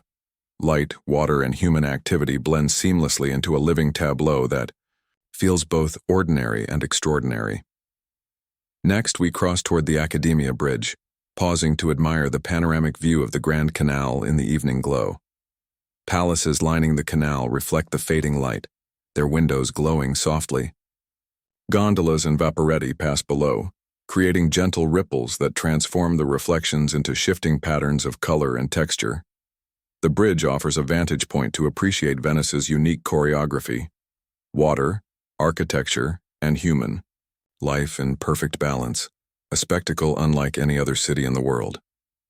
Finally, our evening walk concludes at Piazza San Marco, now illuminated by soft golden lights that highlight the basilica's mosaics and the campanile towering above. The Doge's palace glows in the lamplight, its Gothic facade radiating centuries of history. Visitors linger, taking in the beauty, while locals navigate the square with practiced ease. The soft sounds of the evening: water lapping, distant, conversations, gondolas gliding, combine with the glowing architecture to create an atmosphere that is both awe-inspiring and intimate. Venice at twilight is a city suspended in time, where every detail, stone, water, light, and life, contributes to a profound sense of wonder. From Piazza San Marco, we head northwest toward the quieter canals of Castello, where Venice slows and reveals its more private, lived-in character. The narrow alleys here are lined with modest residences and small shops, their facades softened by age and the constant touch of water. Wooden shutters creak in the evening breeze, and the occasional light spills from open windows, casting warm reflections on the canals. Venice's charm is magnified in these hidden corners, where the city's heartbeat is steady, intimate, and timeless. Our first stop is Campo Santa Maria Formosa, a square rich in history yet alive with contemporary life. Residents walk leisurely across the stone pavement, greeting neighbors or pausing to enjoy the view. Small cafes begin lighting lanterns as dusk approaches, creating pockets of warm light amidst the deepening shadows. The surrounding buildings display layers of architectural evolution: Gothic arches, Renaissance windows, Baroque flourishes, all blending harmoniously in the square's irregular layout. Children chase one another along the edges, their laughter echoing softly in the twilight. We continue along the Fondamenta dei Ormesini, a canal-side path lined with cafes, artisan shops, and residences. Gondolas glide silently along the water, their polished hulls reflecting the soft glow of lanterns.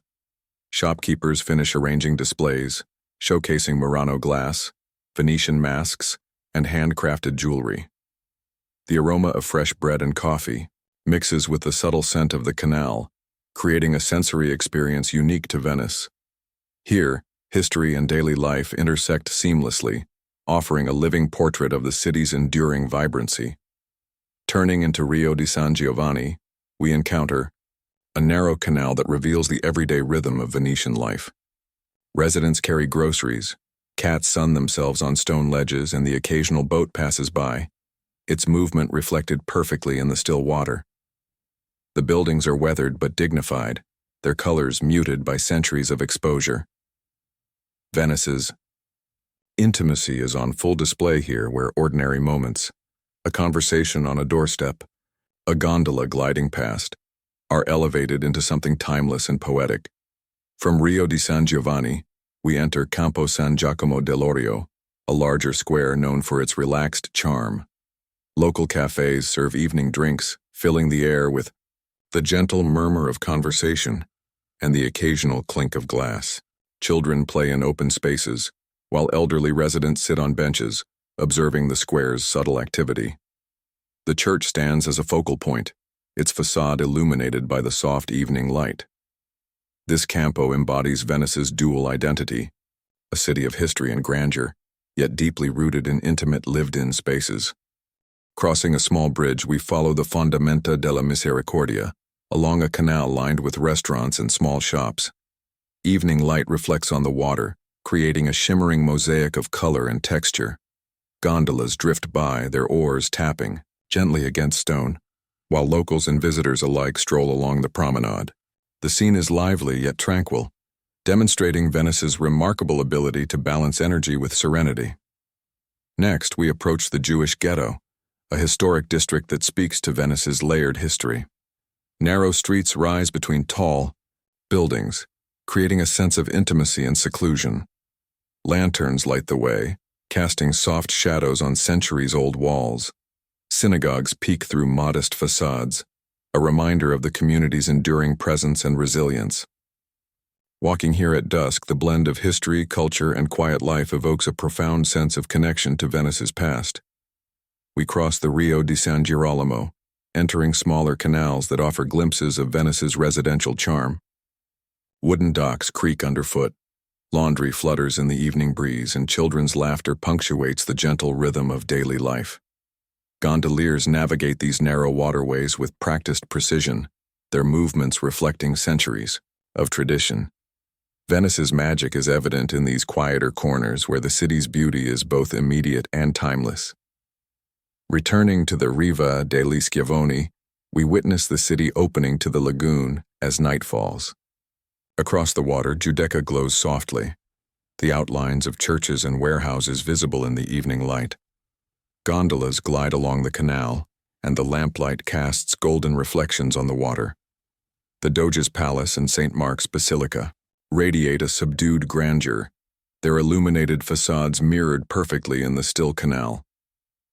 Venice at night is a city of contrasts, lively yet calm, historic yet alive, tangible yet ethereal. As darkness deepens, we follow the canal pathways, back into the San Marco district, where the interplay of light, water, and architecture becomes even more mesmerizing. Street lamps reflect off the water, illuminating the arches of bridges and the elegant facades of palaces.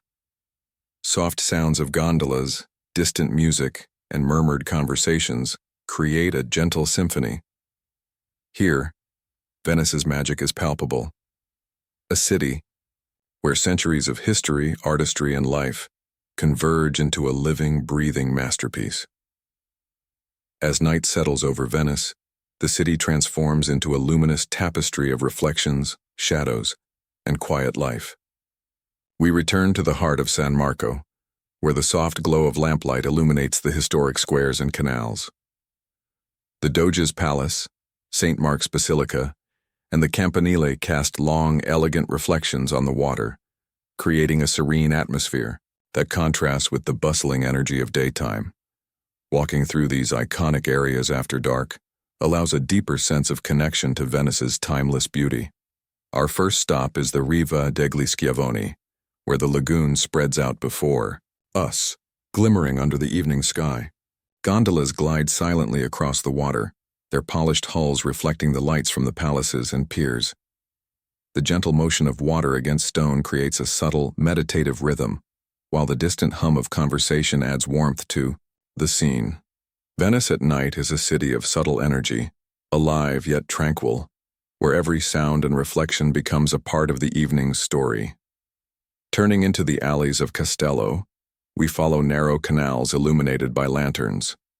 Buildings rise on either side, their facades softened by centuries of water and time.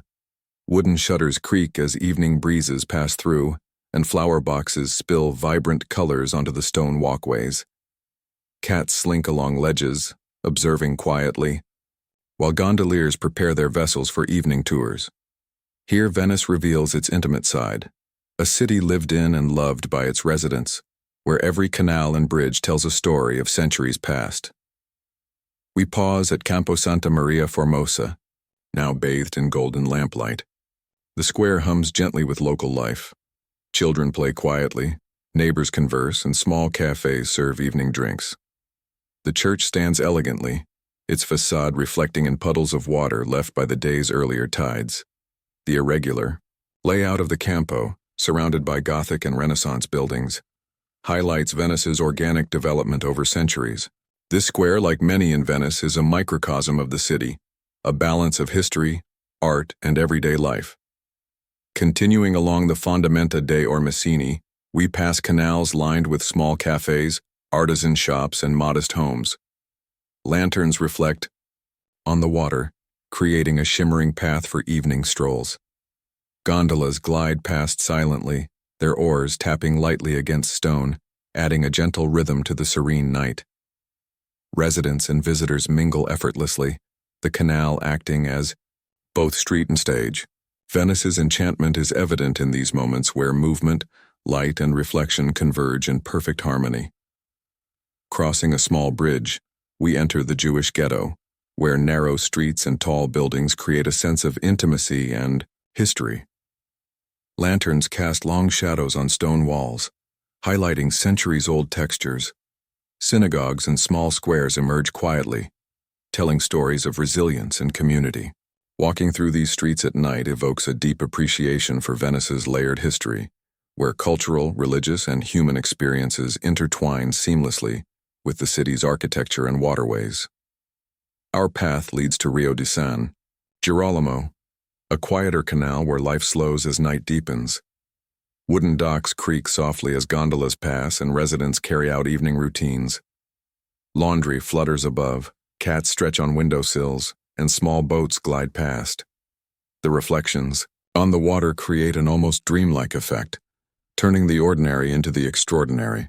Venice's magic is heightened at night, where every detail, from the curve of a bridge to the shimmer of a window, contributes to the city's enchanting narrative. Returning to Dorsoduro, we follow the Fondamenta delle Zattere, a promenade, along the Giudecca Canal. Cafes and restaurants glow with warm light, their lanterns mirrored perfectly in the calm water. Across the canal, Giudecca appears serene, its churches and historic warehouses softened in the evening haze. Gondolas glide slowly, carrying passengers who absorb the tranquil beauty of the night. The canal becomes a mirror, reflecting both Venice's architecture and the ephemeral magic of twilight. We cross toward the Accademia Bridge, pausing to admire the panoramic view of the Grand Canal under the soft illumination of evening. Palaces line the water, their facades glowing, windows radiating light and gondolas drifting gracefully below. The reflections ripple gently with each passing vessel, transforming the scene into a moving, living canvas. This vantage point captures Venice's essence, a city suspended between history and present, water and stone, movement and stillness. Finally, our nighttime walk concludes at Piazza San Marco, bathed in golden lamplight. The Basilica and Campanile tower majestically, their reflections dancing in the shallow water. The Doge's palace exudes quiet grandeur, its intricate Gothic facade softened by evening shadows. The gentle sounds of gondolas, distant conversation, and water lapping against stone complete the sensory experience. Venice at night is a city both eternal and fleeting, where every detail, light, water, architecture, and life, creates a symphony of wonder, reflection, and beauty. The next morning, Venice awakens under a soft golden light. We return to the quieter districts, beginning our walk in Castello, a sestiere that combines residential charm with centuries of history. Narrow alleys wind between tall, weathered buildings, their facades softened by age and the ever-present caress of water. Wooden shutters creak gently in the morning breeze, and flower boxes spill vibrant colors onto stone walkways. Small boats glide silently along the canals, reflecting the gentle light in rippling patterns that shift with each movement of water. Our first stop is Campo San Pietro di Castello, a square that balances history and daily life beautifully. Early, risers, residents fetching bread, children heading to school, gondoliers preparing their vessels, move with quiet purpose.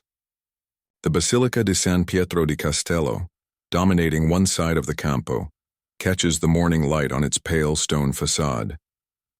Inside, soft rays illuminate frescoes and altars, revealing intricate artistry that tells centuries of Venetian history. Even at this hour, the square feels alive, a testament to Venice's seamless blend of routine and grandeur. From the Campo, we wander along the Fondamenta dei Gesuiti, a canal-side path lined with modest homes, cafes, and small artisan shops. The aroma of freshly baked bread mixes with the subtle scent of canal water. Residents greet neighbors, children chase one another across the stone pavement, and gondoliers adjust ropes and cushions in preparation for the day's journeys. Venice's charm is evident here. The city's life unfolds naturally, where daily activity is intertwined with beauty and history. Crossing a small bridge, we explore Campo Santa Maria Nova, a quiet square where time seems to slow. The church here, modest yet elegant, offers a glimpse into the everyday spirituality of Venice. Local residents pause to exchange greetings or admire the morning light reflecting on facades. Birds flutter among the rooftops, adding movement and life to the serene atmosphere. In Venice, even smaller squares and churches contribute to the city's rich narrative, combining art, architecture, and human presence in every corner.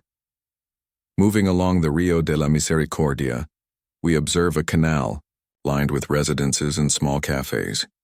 Gondolas glide gracefully, their reflections shimmering in the calm water. Small boats deliver fresh produce, bread, and flowers to shopkeepers and residents.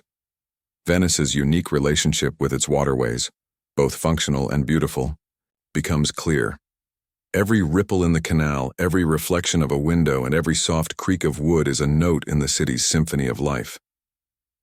We continue toward Campo Santa Giustina, a square dominated by historic architecture yet animated with local activity. Cafes begin serving morning coffee, and the smell of pastries drifts through the streets. Children run and play, their laughter mingling with the soft murmur of residents exchanging greetings.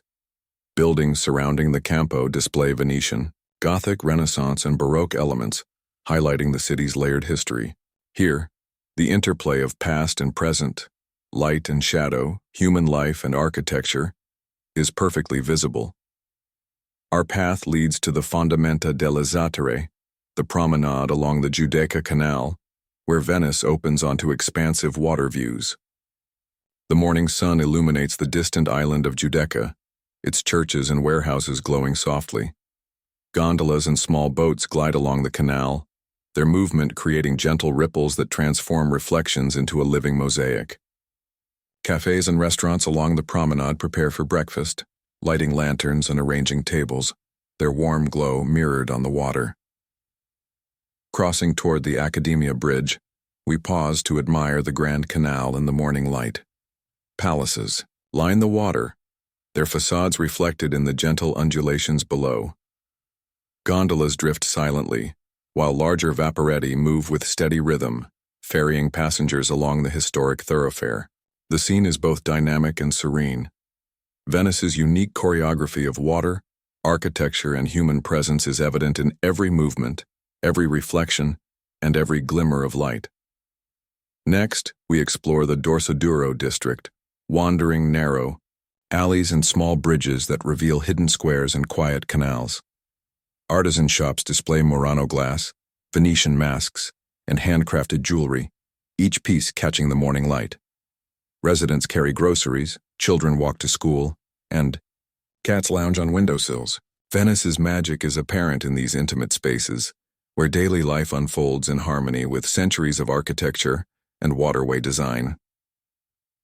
Our morning walk concludes at Piazza San Marco, where the Basilica and Campanile rise majestically under the soft light. The Doge's palace glows subtly, reflecting centuries of history and Venetian artistry.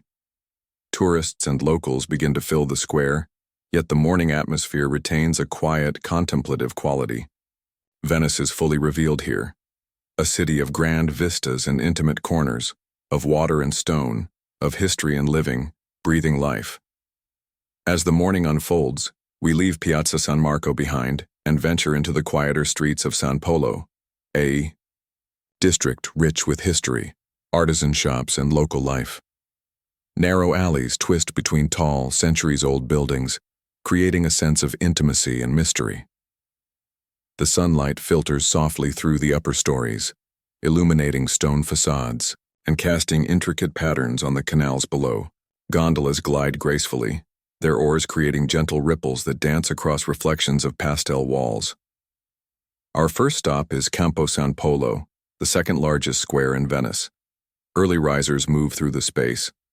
Residents walking dogs, vendors, preparing market stalls, and gondoliers readying their boats. The square is alive yet calm, a place where Venice balances its historical grandeur with daily rhythms. Cafes along the edges serve coffee and pastries, filling the air with aroma and gentle conversation. Children run and play across the stone pavement, their laughter echoing softly among the surrounding buildings. Crossing a small bridge, we enter Ruga degli Oresi, a quiet alley lined with artisan shops and small bakeries. The scent of fresh bread mingles with the briny aroma of the nearby canal. Residents greet neighbors and shopkeepers arrange displays of Murano glass, Venetian masks, and handcrafted jewelry. Gondolas pass by the canal, their polished hulls reflecting light like dark jewels on rippling water. Venice's charm is evident in these everyday interactions, where human life flows naturally amidst centuries of architectural beauty. Continuing along the Rio di San Silvestro, we encounter the Palazzo Contarini del Bovolo, famous for its graceful spiral staircase. Its intricate curves and wrought iron details catch the morning sun, casting delicate shadows on the surrounding walls. Even in quieter corners, Venice offers moments of wonder, where architecture transforms the ordinary into the extraordinary. Residents carry groceries, children play, and the occasional gondola drifts past, blending life, history, and art seamlessly. We move toward the Fondamenta dei Meloni, a small canal lined with homes, artisan shops, and cafes. Wooden shutters open to reveal glimpses of morning routines, breakfast preparations, conversations, and household chores. Laundry flutters in the breeze and cats stretch lazily in the sun. Gondoliers adjust their vessels, preparing for the day's tours. This canal demonstrates Venice's unique duality, functional waterways supporting everyday life, while simultaneously offering moments of beauty and reflection. Crossing another bridge, we arrive at Campo San Giacomo dell'Orio, a square, alive with local activity. Cafes begin serving coffee, patrons linger on benches, and children play in open spaces. The church stands elegantly, its white facade reflecting the morning light. Surrounding buildings display a mix of Gothic, Renaissance, and Baroque styles, highlighting Venice's layered history. This campo is a perfect example of how public spaces in Venice merge daily life with centuries of architectural and artistic heritage. From the campo, we follow the Fondamenta della Misericordia along a canal lined with restaurants, artisan shops, and residences. Gondolas glide silently, their reflections rippling across the water. The gentle clink of boat moorings and murmurs of conversation create a symphony unique to Venice. The morning light illuminates the textures of stone, wood, and water, revealing details often overlooked in the city's larger, more famous squares. Venice's beauty lies as much in these quieter corners as in its grand vistas. Next, we approach the Jewish ghetto, a historic area of immense cultural significance. Narrow streets rise between tall buildings, creating a sense of intimacy. Synagogues and small squares peek through modest facades, testaments to centuries of community life. Lanterns, now catching the early light, reflect subtly on stone surfaces. Walking these streets provides a deep connection to Venice's diverse history, where art, architecture, and daily life intertwine seamlessly. Continuing along Rio di San Girolamo, we glimpse everyday Venetian life unfolding along smaller canals. Residents carry groceries, children chase one another, and cats stretch lazily on window ledges. Gondoliers navigate these narrow waterways with practiced precision, maintaining a delicate harmony of movement. The reflections of buildings, boats, and morning light create an ever-shifting tableau that captures the essence of Venice. A city alive, elegant, and timeless. Finally, we arrive at the Riva degli Schiavoni, where Venice opens again to expansive views of the lagoon. Across the water, the island of Giudecca glows softly in the morning sun. Gondolas glide along the canal, and small boats transport goods and passengers. The Doge's Palace and St. Mark's Basilica shine with subtle grandeur, their facades mirrored in the water below. Venice at this hour is a city both alive and meditative, a delicate balance of motion, reflection, and historical depth. As the morning progresses, we leave the bustle of San Polo and follow the quieter lanes of Dorsoduro, a district renowned for its artistic heritage and tranquil canals. Narrow alleys wind between pastel-colored buildings, their facades weathered by centuries of sun, wind, and water. Wooden shutters swing lightly in the breeze, and flower boxes add splashes of color against the muted stone.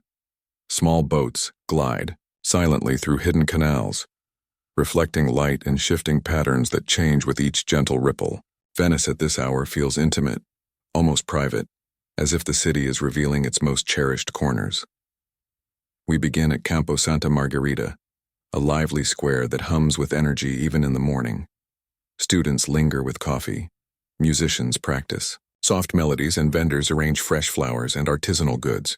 The square exemplifies the living heart of Venice, a space where history, artistry, and daily life converge effortlessly. Cafes line the edges, offering pastries and coffee, while children weave playfully between benches. The surrounding buildings display a mix of Gothic, Renaissance, and Baroque architecture, creating a visual tapestry that reflects the city's layered history. From the Campo, we follow the Fondamenta dei Tolentini, a canal-side street lined with artisan workshops and small cafes. The aroma of fresh bread and espresso fills the air. Gondoliers prepare their boats for the day's excursions, their movements graceful and precise. Residents carry out morning routines, exchanging greetings with neighbors along the way. Here, Venice's charm is most apparent, the seamless integration of human life with the city's waterways, architecture, and artistic heritage. Crossing a small bridge, we enter the Rio di San Trovaso, a narrow canal lined with modest residences and small artisan shops. Wooden docks creak gently as gondolas pass, their polished hulls reflecting sunlight in rippling patterns. Laundry flutters from balconies, and cats sun themselves on stone ledges. The quiet rhythm of the canal captures the essence of Venice, a city alive in subtle, ordinary moments that feel timeless and extraordinary. Next, we arrive at Ca' Rezzonico, a grand 18th-century palace turned museum. Its Baroque facade rises majestically from the canal, intricate carvings catching the morning light. Inside, the museum showcases art and furnishings from 18th-century Venice, offering a glimpse into the opulent lifestyle of the city's historical elite. Passing the palace, gondolas glide beneath arched windows, their reflections dancing across the water. Venice's charm lies in these intersections of history, art, and daily life. Every detail contributes to the city's enduring beauty. Continuing along the Fondamenta Zattere, we enjoy the expansive views of the Giudecca Canal. Across the Yar, water. Giudecca's churches and warehouses glimmer softly in the morning light. Cafes and restaurants prepare for brunch, arranging tables and lighting lanterns. Gondolas and small boats drift along the canal, creating gentle ripples that animate the water's surface. Venice's magic is particularly evident here. The seamless interaction of water, architecture, and human presence transforms ordinary moments into a living tableau of beauty and life. We turn toward the Accademia Bridge, pausing to take in the panoramic view of the Grand Canal. Palaces line both sides of the waterway, their facades reflecting in soft ripples below. Gondolas and vaporetti pass gracefully, their movements synchronized in a centuries-old rhythm. The reflections of windows, balconies, and arches form a mosaic of color and light, a testament to Venice's unique relationship with water. From this vantage point, one can fully appreciate the city's choreography, a delicate balance of history, life, and natural beauty. Wandering further into Dorsoduro, we explore quiet alleys and small bridges that reveal hidden squares and lesser-known canals. Artisan shops display Murano glass, hand-painted masks, and intricately crafted jewelry. Residents carry groceries, children walk to school, and cats lounge lazily on windowsills. Venice's charm lies not only in its grand vistas but also in these intimate spaces, where everyday life unfolds alongside centuries of art and architecture. Our morning walk concludes at Piazza San Marco, where the Basilica and Campanile rise, majestically in the brightening day. The Doge's palace exudes subtle grandeur, and tourists begin to arrive, mingling with locals going about their routines. Venice, fully revealed at this hour, offers a seamless blend of history, art, and living human life. Its streets, canals, and squares are alive with movement, reflection, and the enduring magic of a city that has thrived for centuries. As mid-morning approaches, we leave the lively squares behind and explore the quieter canals of Castello, a district that combines residential charm with centuries of history. Narrow alleys wind between tall, weathered buildings, creating a sense of intimacy and mystery. The sunlight falls gently on stone facades, illuminating wrought iron balconies and flower boxes. Small boats glide silently along canals, their reflections shifting with the movement of water, turning ordinary streets into living paintings. We begin at Campo Santa Maria dei Miracoli, a hidden gem where Venice's artistry and daily life converge. The small church here, adorned with marble and delicate carvings, catches the morning sun, highlighting intricate details on its facade. Residents walk quietly across the square, greeting neighbors or stopping to admire the architecture. Cats lounge on window ledges, and the gentle sound of water provides a soothing background. This campo is a perfect example of Venice's charm, intimate, historic, and alive with subtle movement. From the campo, we follow the Fondamenta dei Mendicanti, a canal-side path lined with homes, cafes, and small artisan shops. The aroma of fresh bread and coffee fills the air. Gondoliers adjust cushions and ropes, preparing for the day's excursions. Residents carry groceries and converse warmly with neighbors. Venice's magic lies in these interactions, where centuries-old architecture forms the backdrop to the rhythms of modern life. Every ripple in the canal, every creaking shutter, and every soft murmur of conversation contributes to the city's living symphony. Crossing a small bridge, we enter Rio di San Giacomo, a narrow canal where daily life unfolds quietly. Wooden docks creak underfoot as gondolas drift past, their polished hulls reflecting sunlight and soft ripples. Laundry flutters above, cats stretch lazily in the sun, and children play along the canal edges. Venice's intimacy is evident here, a city alive in ordinary moments where every detail, from an arched window to a stone ledge, becomes part of a timeless tableau. Continuing along Fondamenta della Misericordia, we pass cafes, artisan shops, and residences. Gondolas glide silently, their oars tapping lightly against stone. Morning light illuminates facades, creating a tapestry of textures, colors, and shadows. Venice's waterways are both streets and stages, where human life interacts effortlessly with architecture and nature. The gentle lapping of water against stone, combined with the sounds of conversation and movement, creates a unique rhythm found nowhere else. Next, we approach the Jewish ghetto, an area rich in history and culture. Narrow streets rise between tall buildings, their walls softened by centuries of age. Synagogues and small squares peek through modest facades, reflecting a community that has endured for centuries. The morning light casts soft shadows, emphasizing textures and details often overlooked. Walking through these streets offers a profound connection to Venice's layered past, where architecture, culture, and daily life intersect seamlessly. We continue along Rio di San Girolamo, a smaller canal lined with residences and artisan workshops. Gondolas navigate with practiced precision, creating delicate ripples in the water. Residents carry out morning routines, while children play quietly along the canal edges. The reflections of windows, balconies, and boats transform the canal into a living painting, constantly shifting with light and movement. Venice's beauty is as much in these subtle, ordinary moments as it is in the grand vistas and historic landmarks.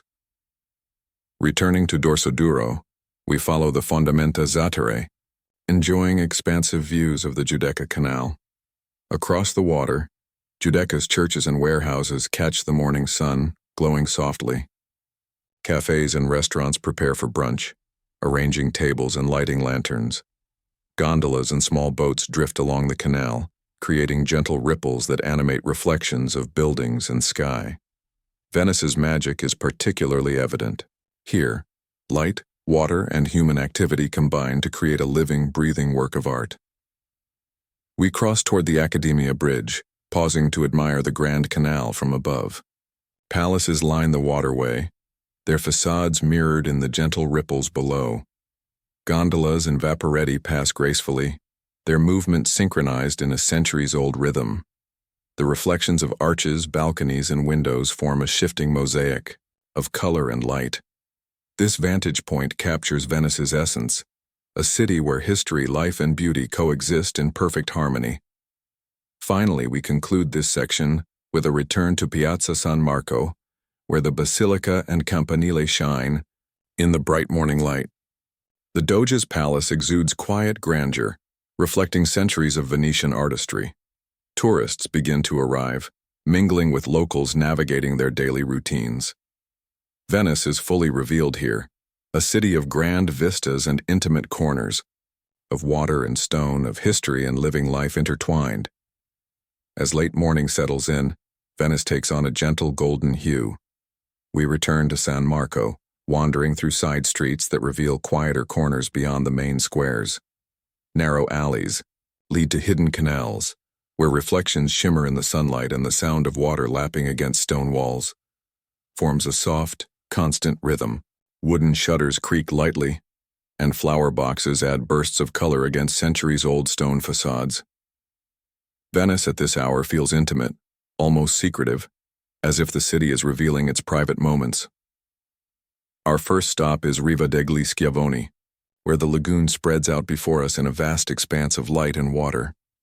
Gondolas glide silently across the canal, their polished hulls mirrored in the rippling reflections. The distant outline of Giudecca rises softly against the morning sky.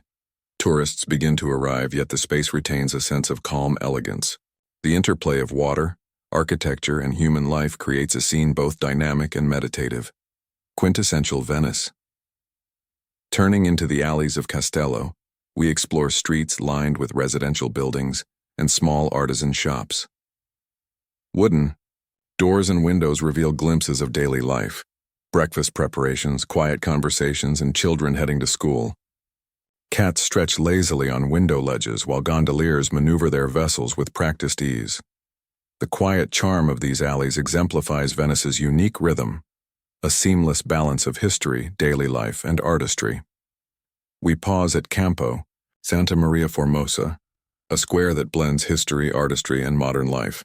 Early risers stroll across the pavement, vendors arrange fresh flowers and artisanal goods, and children weave playfully between benches. The church facade gleams in the morning light, while surrounding buildings display Gothic, Renaissance, and Baroque details. This Campo encapsulates Venice's layered narrative, a city where past and present coexist effortlessly.